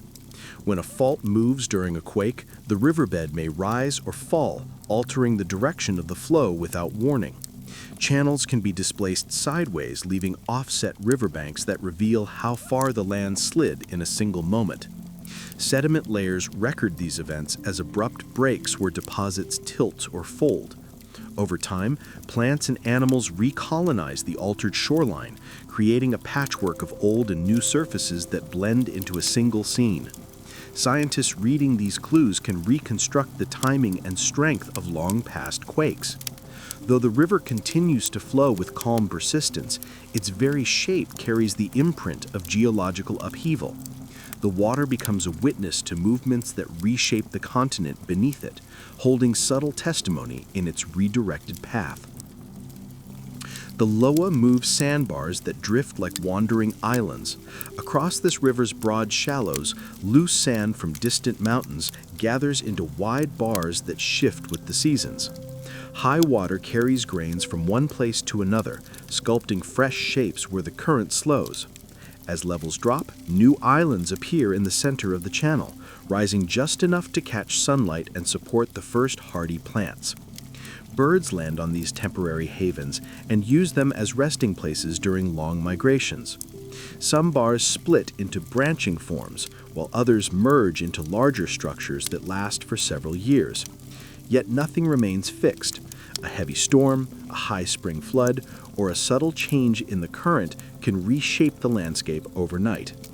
From above, the drifting bars form patterns that resemble migrating dunes. The river treats them as part of its restless design, constantly reworking the boundaries of water and land in a gentle dance of movement. Some rivers cut through ancient lava and reveal glassy, frozen flows. In volcanic regions where molten rock once surged across the land, rivers later carved channels through hardened lava fields.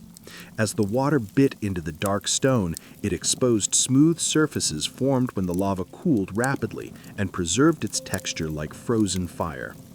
These glassy layers shimmer under sunlight and feel surprisingly sleek to the touch. Deeper cuts reveal bubbles trapped within the rock, remnants of gases escaping as the molten material hardened ages ago. The river's erosion uncovers swirls and ropes created by the cooling pattern, producing natural artworks shaped by heat and later revealed by water. Some stretches contain fractured columns formed when the cooling lava cracked in geometric patterns. Over time, sand and gravel polish these surfaces even more. The river's steady work brings ancient volcanic moments back into view, creating a meeting point between fiery origins and flowing water. The Senegal once supported powerful kingdoms along its fertile banks. Where this river winds through western Africa, its seasonal floods enriched the soil and allowed communities to cultivate crops in an otherwise challenging climate. Early settlements grew into trading centers as merchants traveled along the waterway exchanging goods, stories, and knowledge. These towns eventually formed into kingdoms known for craftsmanship, agriculture, and regional influence. The river provided fish, fertile land, and a natural route for travel that linked distant territories. Cultural traditions flourished beside its waters, expressed through music, textiles, and oral histories that still echo through the region today. As climate patterns shifted and political landscapes changed, the prominence of these kingdoms rose and fell, yet the traces of their influence remain in archaeological sites and local heritage. The river served as a foundation for societies that shaped regional identity for generations, carrying the memory of their achievements toward the sea. Some rivers hold springs that rise pure from deep aquifers. In valleys where underground reservoirs lie beneath layers of rock, the pressure within these hidden stores can force clear water upward into the main channel. These springs emerge with remarkable clarity and steady temperature, often creating pools that appear almost glass-like in their stillness. The water may carry minerals unique to the aquifer, giving it a distinct taste or subtle color. Fish gather near the cool outflow, and plants thrive along the edges where conditions remain stable even during seasonal changes. In times of drought, the steady contribution from the springs helps maintain the river's flow when other sources diminish. Travelers throughout history have relied on these reliable points of fresh water, building paths and settlements nearby. The springs reveal a connection between deep geological layers and surface ecosystems, showing how water can travel long underground journeys before rising into the sunlight once more. The Omo holds fossils that changed our view of human origins. Along the shifting courses of this East African river, layers of sediment have quietly stored the remains of early humans and the environments they once inhabited. Erosion brought by seasonal floods exposes bones that rested undisturbed for vast stretches of time. These discoveries reveal details about ancient bodies, tools, and the landscapes that shaped early survival. Some fossils show evidence of adaptation to open grasslands, while others point to communities living near wetlands and forested patches. Together, they paint a picture of early human life that is far more diverse than once believed. The river carries new sediments each year, burying fresh discoveries even as it uncovers old ones. Archaeologists sift through gravel and mud to collect fragments that help refine timelines and migration patterns. The valley surrounding the water holds an unparalleled record of ancient life, and each find deepens our understanding of humanity's earliest chapters. The river continues its quiet erosion, slowly revealing pages of a story written long before recorded history began. Iron-rich rivers can stain entire beaches a deep red.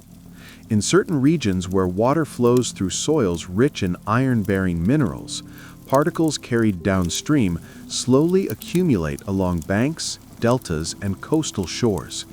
When these fine sediments settle in calm shallows, they oxidize upon contact with air and sunlight, turning vivid shades of crimson and rust. Waves deposit this iron-tinted material across sand, creating patterns that stretch for surprising distances. The color changes with moisture, appearing darker when wet and brighter as it dries beneath the sun. Birds walking along the shore leave pale tracks behind them, and plant roots grow through layers that shift from ochre at the surface to deeper reds below. Over time, storms move the sediment into new formations, yet the color persists because fresh material continues to wash downstream. These vivid landscapes reveal how geology influences the character of a river, and how minerals carried in quiet suspension can shape the appearance of entire coastlines. The Hudson reverses direction twice a day under the paw of tides. Far upriver from the coast, the influence of the ocean remains strong enough to alter the direction of flow. As the tide rises, seawater pushes inland, slowing the current before forcing it to run upstream for several hours. Boats moored along the banks gently turn as the direction shifts. As the tide retreats, the river resumes its normal path toward the sea, carrying sediments and nutrients through the estuary. This repeated cycle creates a dynamic environment where fresh water mixes with salt, nurturing species adapted to brackish conditions. Fish use the shifting currents to move between feeding areas, taking advantage of the rising tide to travel inland. The patterns of reversal also shape the distribution of mud layers along the banks, depositing fine sediment during the upward surge and removing it during the outward flow.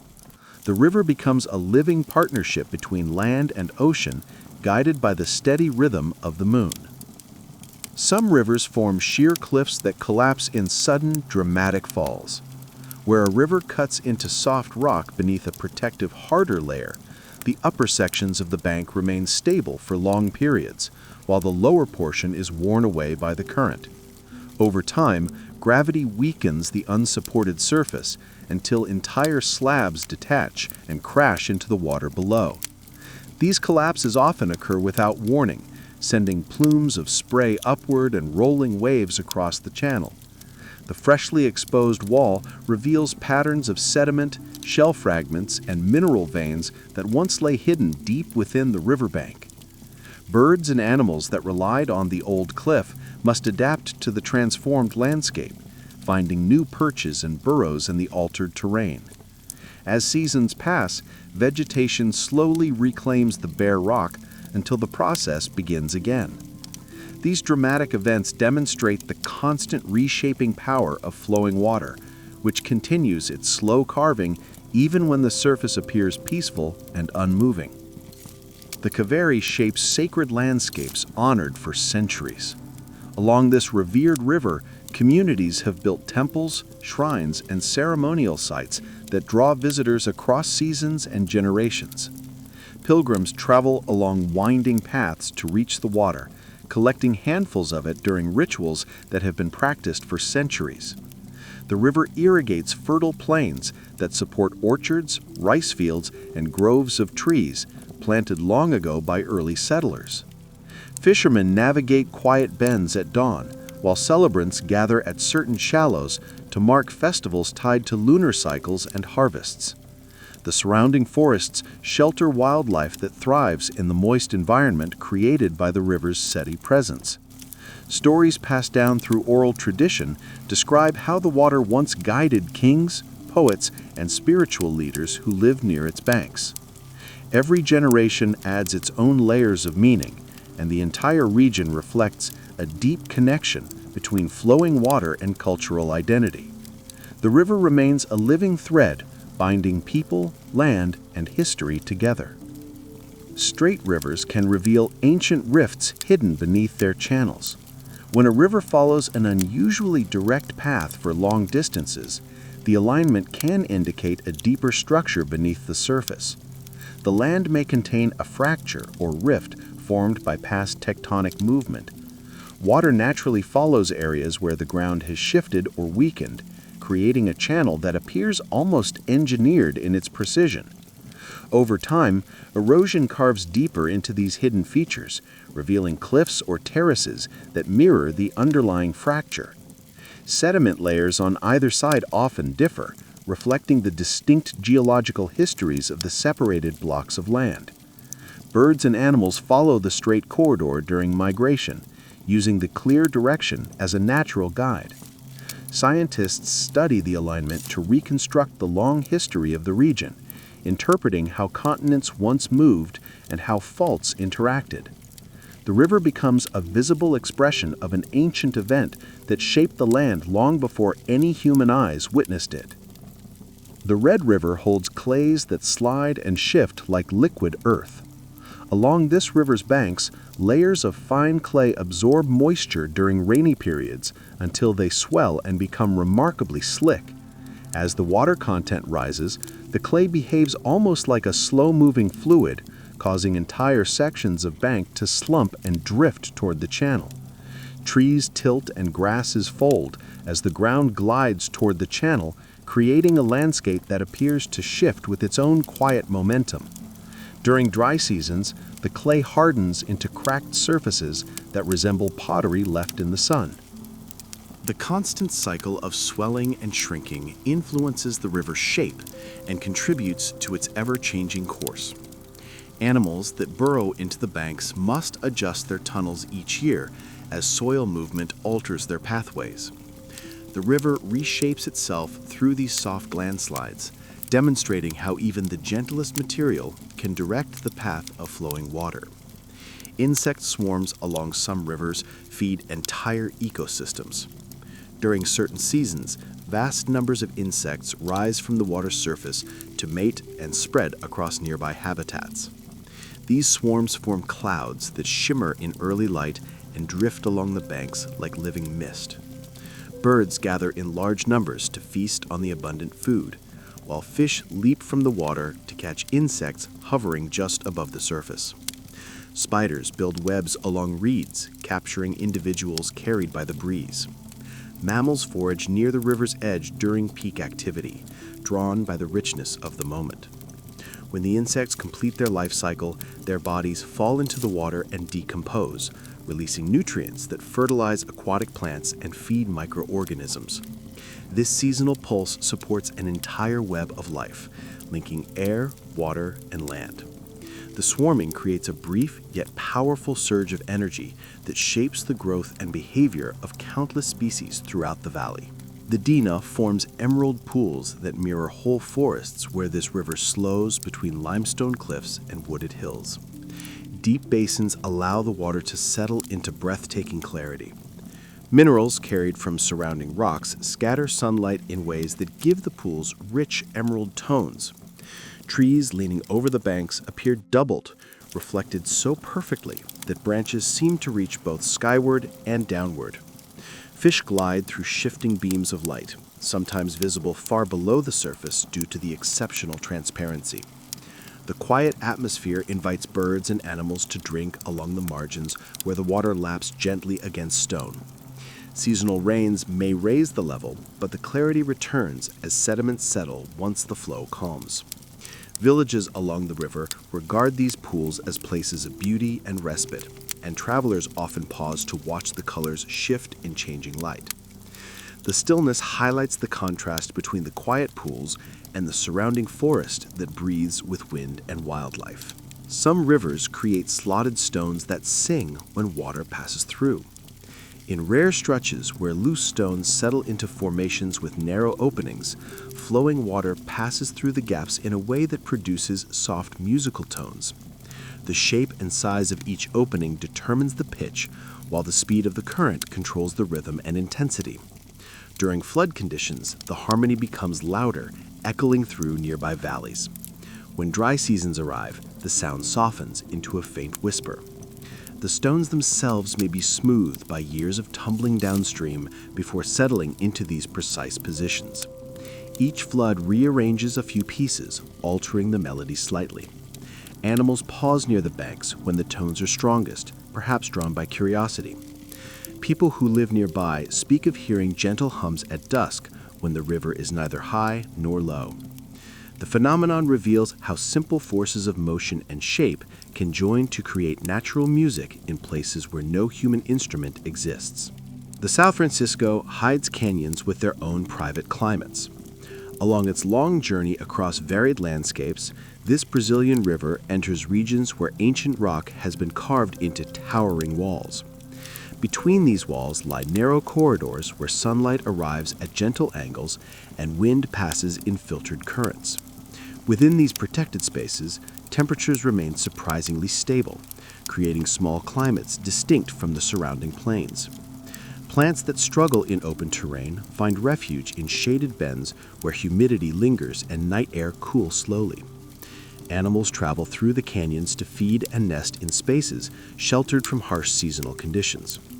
Water pools at the base of cliffs, nourishing pockets of vegetation that appear vibrant even during dry months. The rock walls hold stories of erosion that began long before human settlement. Shaped by the steady push of water against resistant stone, these canyon climates form a mosaic of hidden worlds, each with its own character, protected by immense cliffs that guide the river forward while sheltering life along its course. Some rivers carry seeds that germinate only after long downstream journeys. When seasonal rains feed forests and grasslands, countless seeds fall into the water and begin a remarkable passage toward faraway banks. The movement of the current tumbles them gently, softening their outer layers and preparing them for the moment when they finally reach a resting place. Some seeds require this lengthy travel to activate their internal chemistry. Others need sunlight filtered through moving water or the slight abrasion caused by brushing against sand and stones. Once they drift into calm shallows, they settle into soft mud and take root, sprouting in places far from the parent plant. Birds and animals soon gather near the fresh growth, drawn to the new sources of food and shelter. Over years, these plants shape entirely new patches of habitat along distant stretches of the river. The process reveals how water can act as a gardener that carries the potential for new forests and meadows hidden within its own currents. The Guadalquivir holds archaeological layers beneath its modern course. From ancient Iberian settlements to later Roman cities and medieval ports, generations of people built their lives along this river. Each era left behind objects that gradually found their way into the water. Pottery rolled from market stalls, tools slipped from boats, and fragments of walls broke apart during floods. As the river meandered from one bank to another, it covered these remnants with layers of mud that thickened each season. Beneath the modern channel lie buried walkways, forgotten docks, and wooden beams preserved by low oxygen conditions. Archaeologists carefully map these layers to reconstruct the shifting course of the river and the communities that grew beside it. Over time, the water became an enormous archive, storing moments from countless centuries. The discovery of each item adds nuance to stories once known only through written records. The river's quiet flow masks a deep record of human history, waiting patiently beneath its bed. Mud volcanoes can form along rivers rich in sediment. In places where loose sediments bury pockets of gas or water under pressure, the land becomes primed for unusual activity. When a river deposits thick layers of clay and silt, the accumulated weight can force trapped fluids to seek escape routes. They push upward until they break through the surface in a rising mound that releases mud in slow, steady pulses. These formations resemble small volcanoes, but contain no molten rock.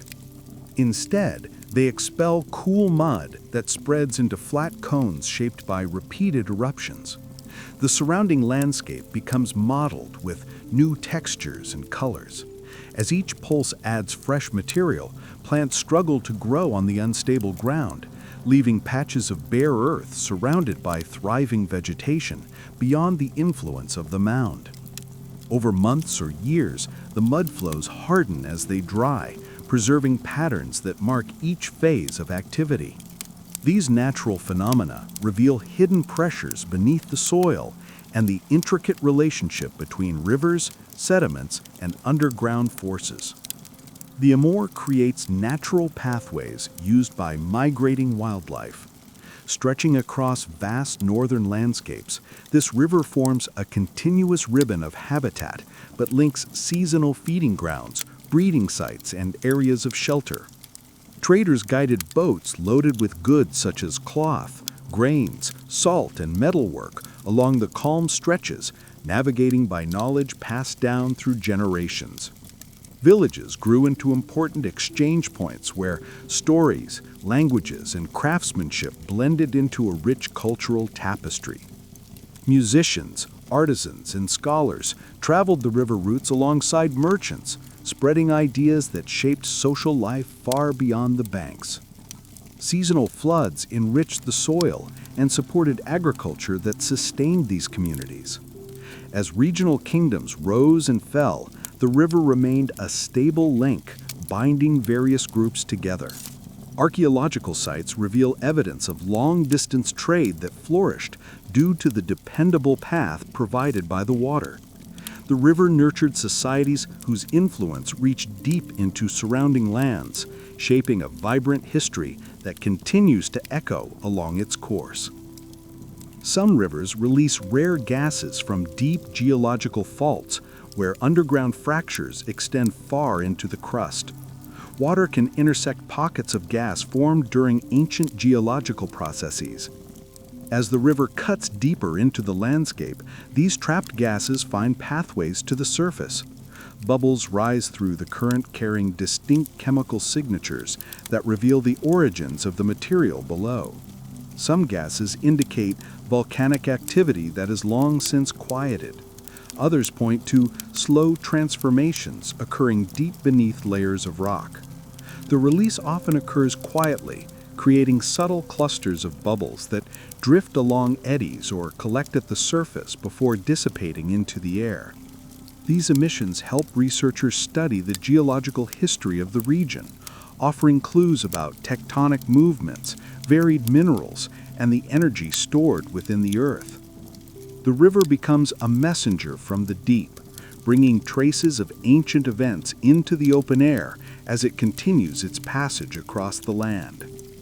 The Gambia River supported a network of interwoven trade cultures. Communities along this waterway once formed thriving networks that stretched across regions connected by travel routes, markets, and shared traditions. Traders guided boats loaded with goods such as cloth, grains, salt, and metalwork along the calm stretches, navigating by knowledge passed down through generations. Villages grew into important exchange points where stories, languages, and craftsmanship blended into a rich cultural tapestry. Musicians, artisans, and scholars traveled the river routes alongside merchants, spreading ideas that shaped social life far beyond the banks. Seasonal floods enriched the soil and supported agriculture that sustained these communities. As regional kingdoms rose and fell, the river remained a stable link, binding various groups together. Archaeological sites reveal evidence of long-distance trade that flourished due to the dependable path provided by the water. The river nurtured societies whose influence reached deep into surrounding lands, shaping a vibrant history that continues to echo along its course. Some rivers maintain warm layers beneath cold winter surfaces. When winter casts ice across long sections of a river, the water below can remain surprisingly warm due to the insulating effect of the frozen surface. The layer of ice traps heat rising from deeper currents, creating a stable environment beneath the frozen shell. Fish and other aquatic life gather in these warmer layers, moving carefully through the water in slow, efficient motions that conserve energy. In certain regions, groundwater springs feed into the river from below, adding warmth that further protects the deeper channels from severe temperature drops. These subtle variations create pockets where life persists even during the harshest periods.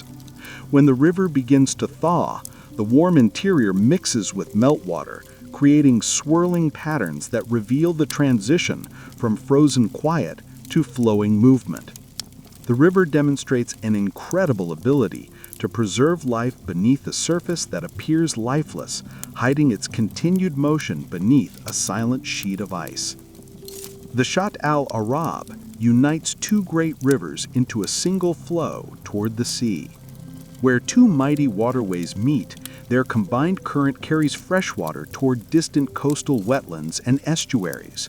Along the banks, communities have long relied on this union for irrigation, fishing, and transportation.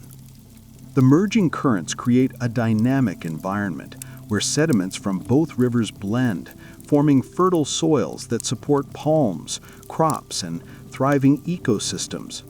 Birds flock to the marshes fed by the outflow, while fish migrate through its joined waters to reach spawning grounds far upstream. Large mammals cross the river at fords that have been used for countless generations, returning year after year along familiar routes. The interconnected habitats along the waterway support an immense range of species that rely on the river's structure to navigate changing seasons.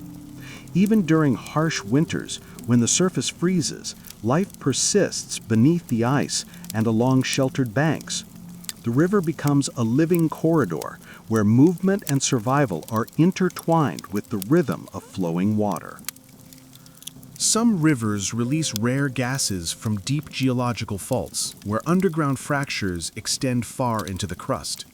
Water can intersect pockets of gas formed during ancient geological processes. As the river cuts deeper into the landscape, these trapped gases find pathways to the surface. Bubbles rise through the current, carrying distinct chemical signatures that reveal the origins of the material below. Some gases indicate volcanic activity that has long since quieted. Others point to slow transformations occurring deep beneath layers of rock. The release often occurs quietly, creating subtle clusters of bubbles that drift along eddies or collect at the surface before dissipating into the air. These emissions help researchers study the geological history of the region, offering clues about tectonic movements, varied minerals, and the energy stored within the earth. The river becomes a messenger from the deep, bringing traces of ancient events into the open air as it continues its passage across the land. The Gambia River supported a network of interwoven trade cultures. Communities along this waterway once formed thriving networks that stretched across regions, connected by travel routes, markets, and shared traditions. Traders guided boats loaded with goods such as cloth, grains, salt, and metalwork along the calm stretches, navigating by knowledge passed down through generations. Villages grew into important exchange points where stories, languages, and craftsmanship blended into a rich cultural tapestry. Musicians, artisans, and scholars traveled the river routes alongside merchants, spreading ideas that shaped social life far beyond the banks. Seasonal floods enriched the soil and supported agriculture that sustained these communities.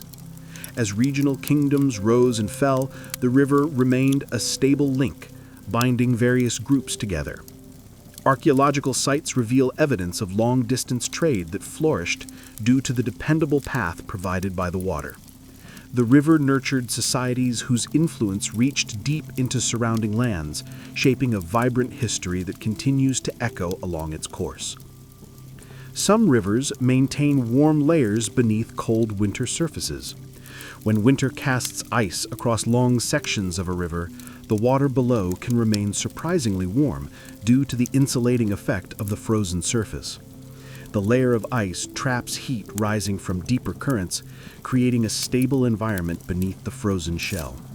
Fish and other aquatic life gather in these warmer layers, moving carefully through the water in slow, efficient motions that conserve energy.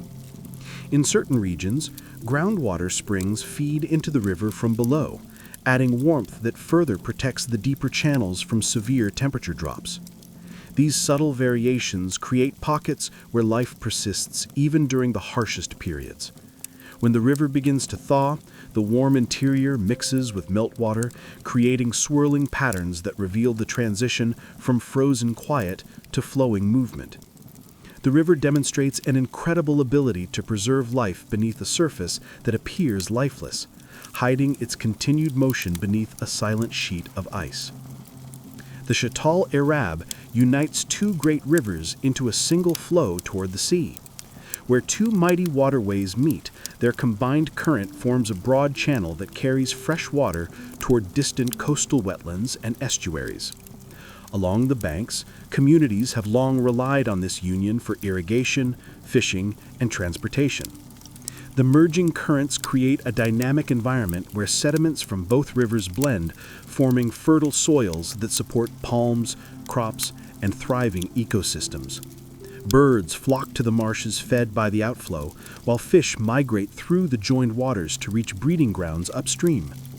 The meeting point of the rivers has shaped history, influencing settlement patterns, trade networks, and cultural interactions across the region. The wide channel that emerges from the confluence pulses with the energy of two distinct sources, united into a single force, moving steadily toward the sea. The landscape reflects the harmony of their combined flow and the life that blossoms along its edges. Some rivers record distant storms through ripple marks in their beds. When powerful storms unleash wind and rain across mountains or distant plains, rivers react even if the weather never touches their immediate surroundings. The sudden surge of runoff carries energy that travels downstream, creating patterns on the riverbed that ripple across gravel and sand. These marks harden into place when flows recede, preserving the memory of storms that occurred far upriver. Geologists study the shape and spacing of the ripples to determine the strength of the water movement and the direction of the surge. Each set of markings captures a moment when the river briefly transformed under the influence of weather in another region. Over time, layers of these preserved ripples reveal long patterns of rainfall, drought, and climatic change.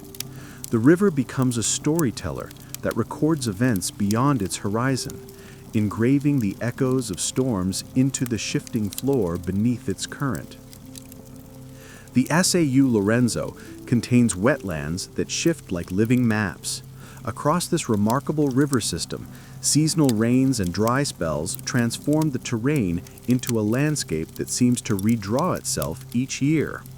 When the water rises, long corridors of marsh expand into wide lakes that swallow grasslands whole. Channels split and reform, creating branching pathways that wander through floating vegetation. As the floodplain recedes, newly exposed ground appears in unexpected places, revealing fresh habitats for birds, fish, and grazing animals. Plants that anchor themselves during one season may find their roots stranded on dry earth the next. Villages adapt to these changes by navigating wooden boats along routes that differ from year to year, guided by knowledge passed down through families familiar with the river's shifting behavior. The wetlands act as enormous breathing spaces where water, soil, and life move together in a rhythm older than any nearby settlement. Each transformation turns the region into a living map that evolves with every change in the river's pulse. Some rivers hide ancient lake beds beneath their modern channels. Long after prehistoric lakes dried into vast plains, rivers moved across the landscape and carved new routes through the old basins.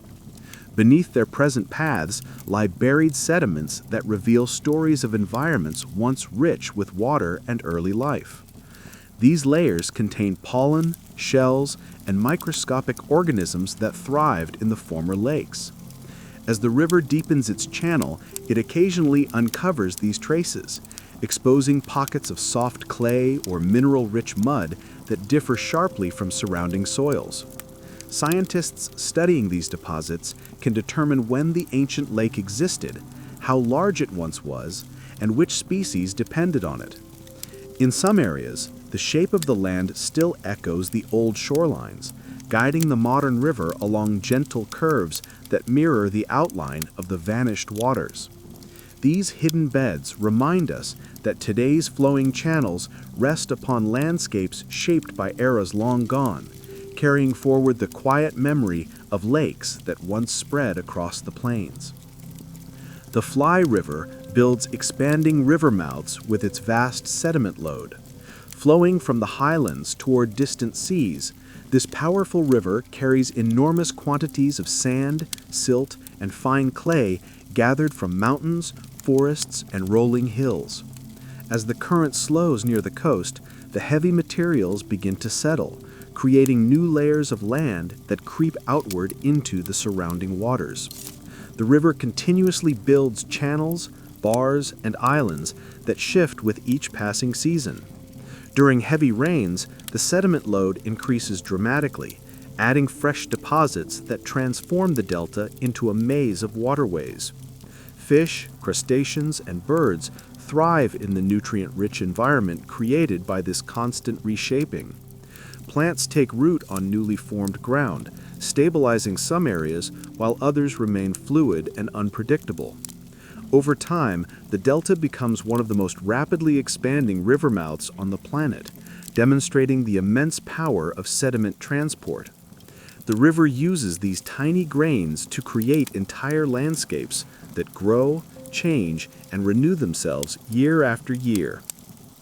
Some rivers carve natural caves by slowly eating through soft stone. Where water flows across regions made of limestone or other soluble rock, it begins a quiet yet relentless transformation. Rainwater enriched with carbon dioxide from the air and soil becomes slightly acidic as it enters the river system.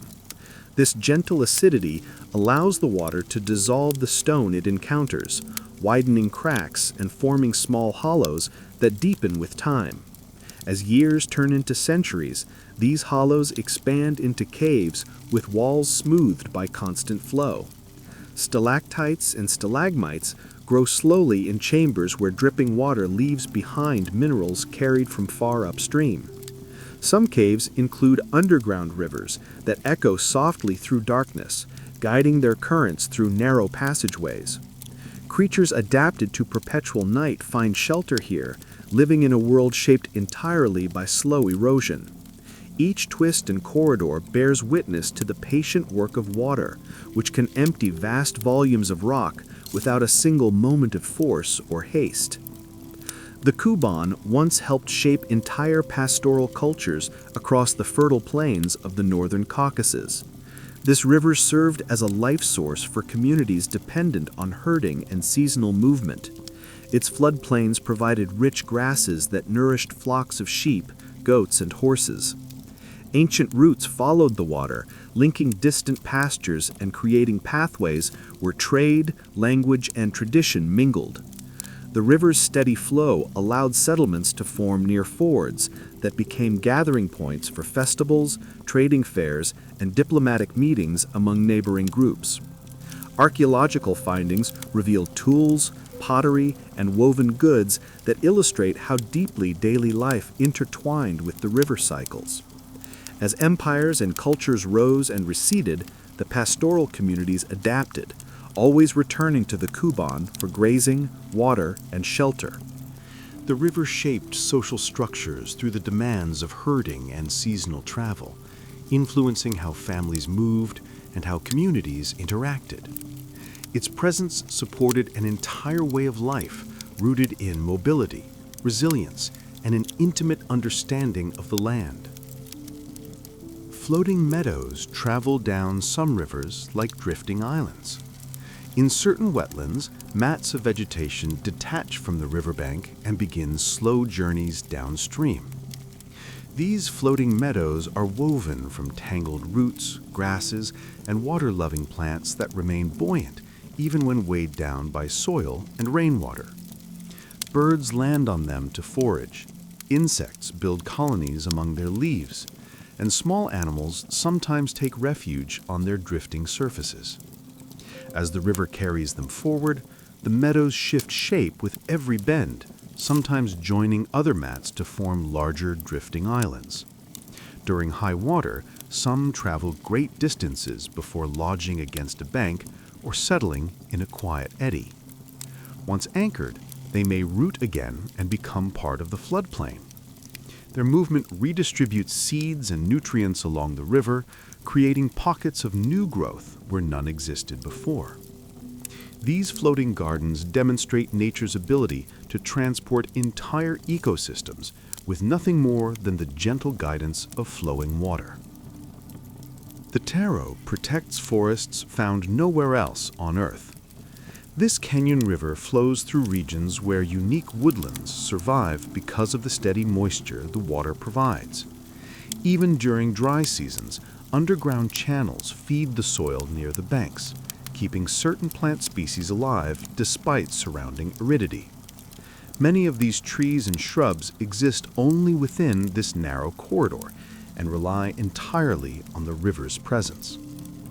Birds, insects, and mammals depend on the sheltered forests for breeding, feeding, and refuge from heat.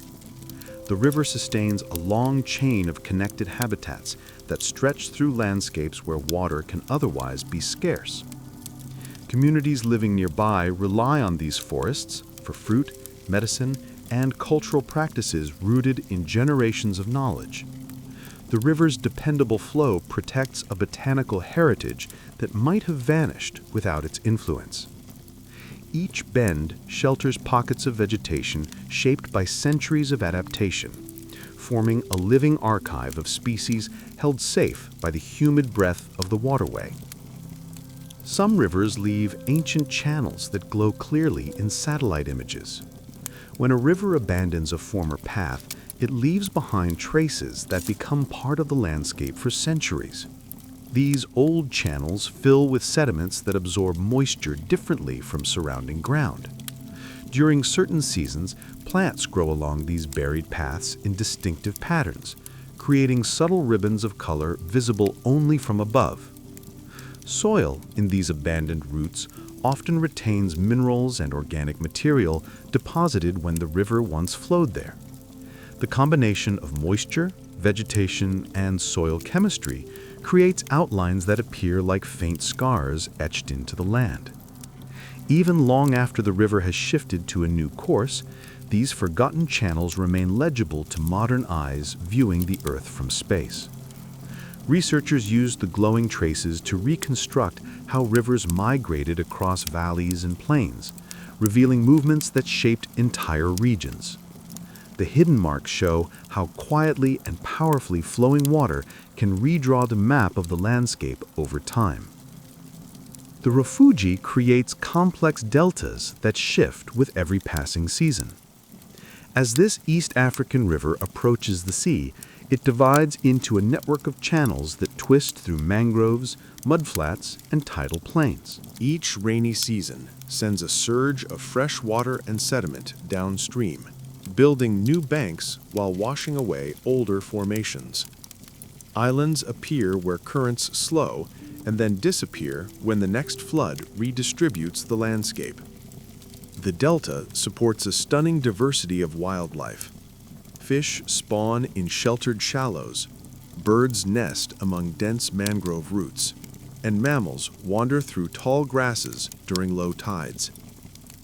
The shape of the entire region changes subtly from year to year, creating a mosaic of habitats that respond to the river's shifting energy. Communities living along the delta adapt by learning which channels remain navigable, which fields will flood, and which patches of forest will thrive after each season's transformation. The Rufiji continually reshapes its own world, creating a living map that evolves with the rhythm of the water. Underground labyrinths carry some rivers before they burst back into sunlight. In regions where sinkholes and fractured rock create deep openings in the earth, entire sections of a river can vanish into darkness. Once underground, the water follows twisting corridors shaped by natural erosion, moving through chambers where echoes reveal the vastness of the hidden world. Along the way, minerals dissolve into the flow, changing the water's chemistry.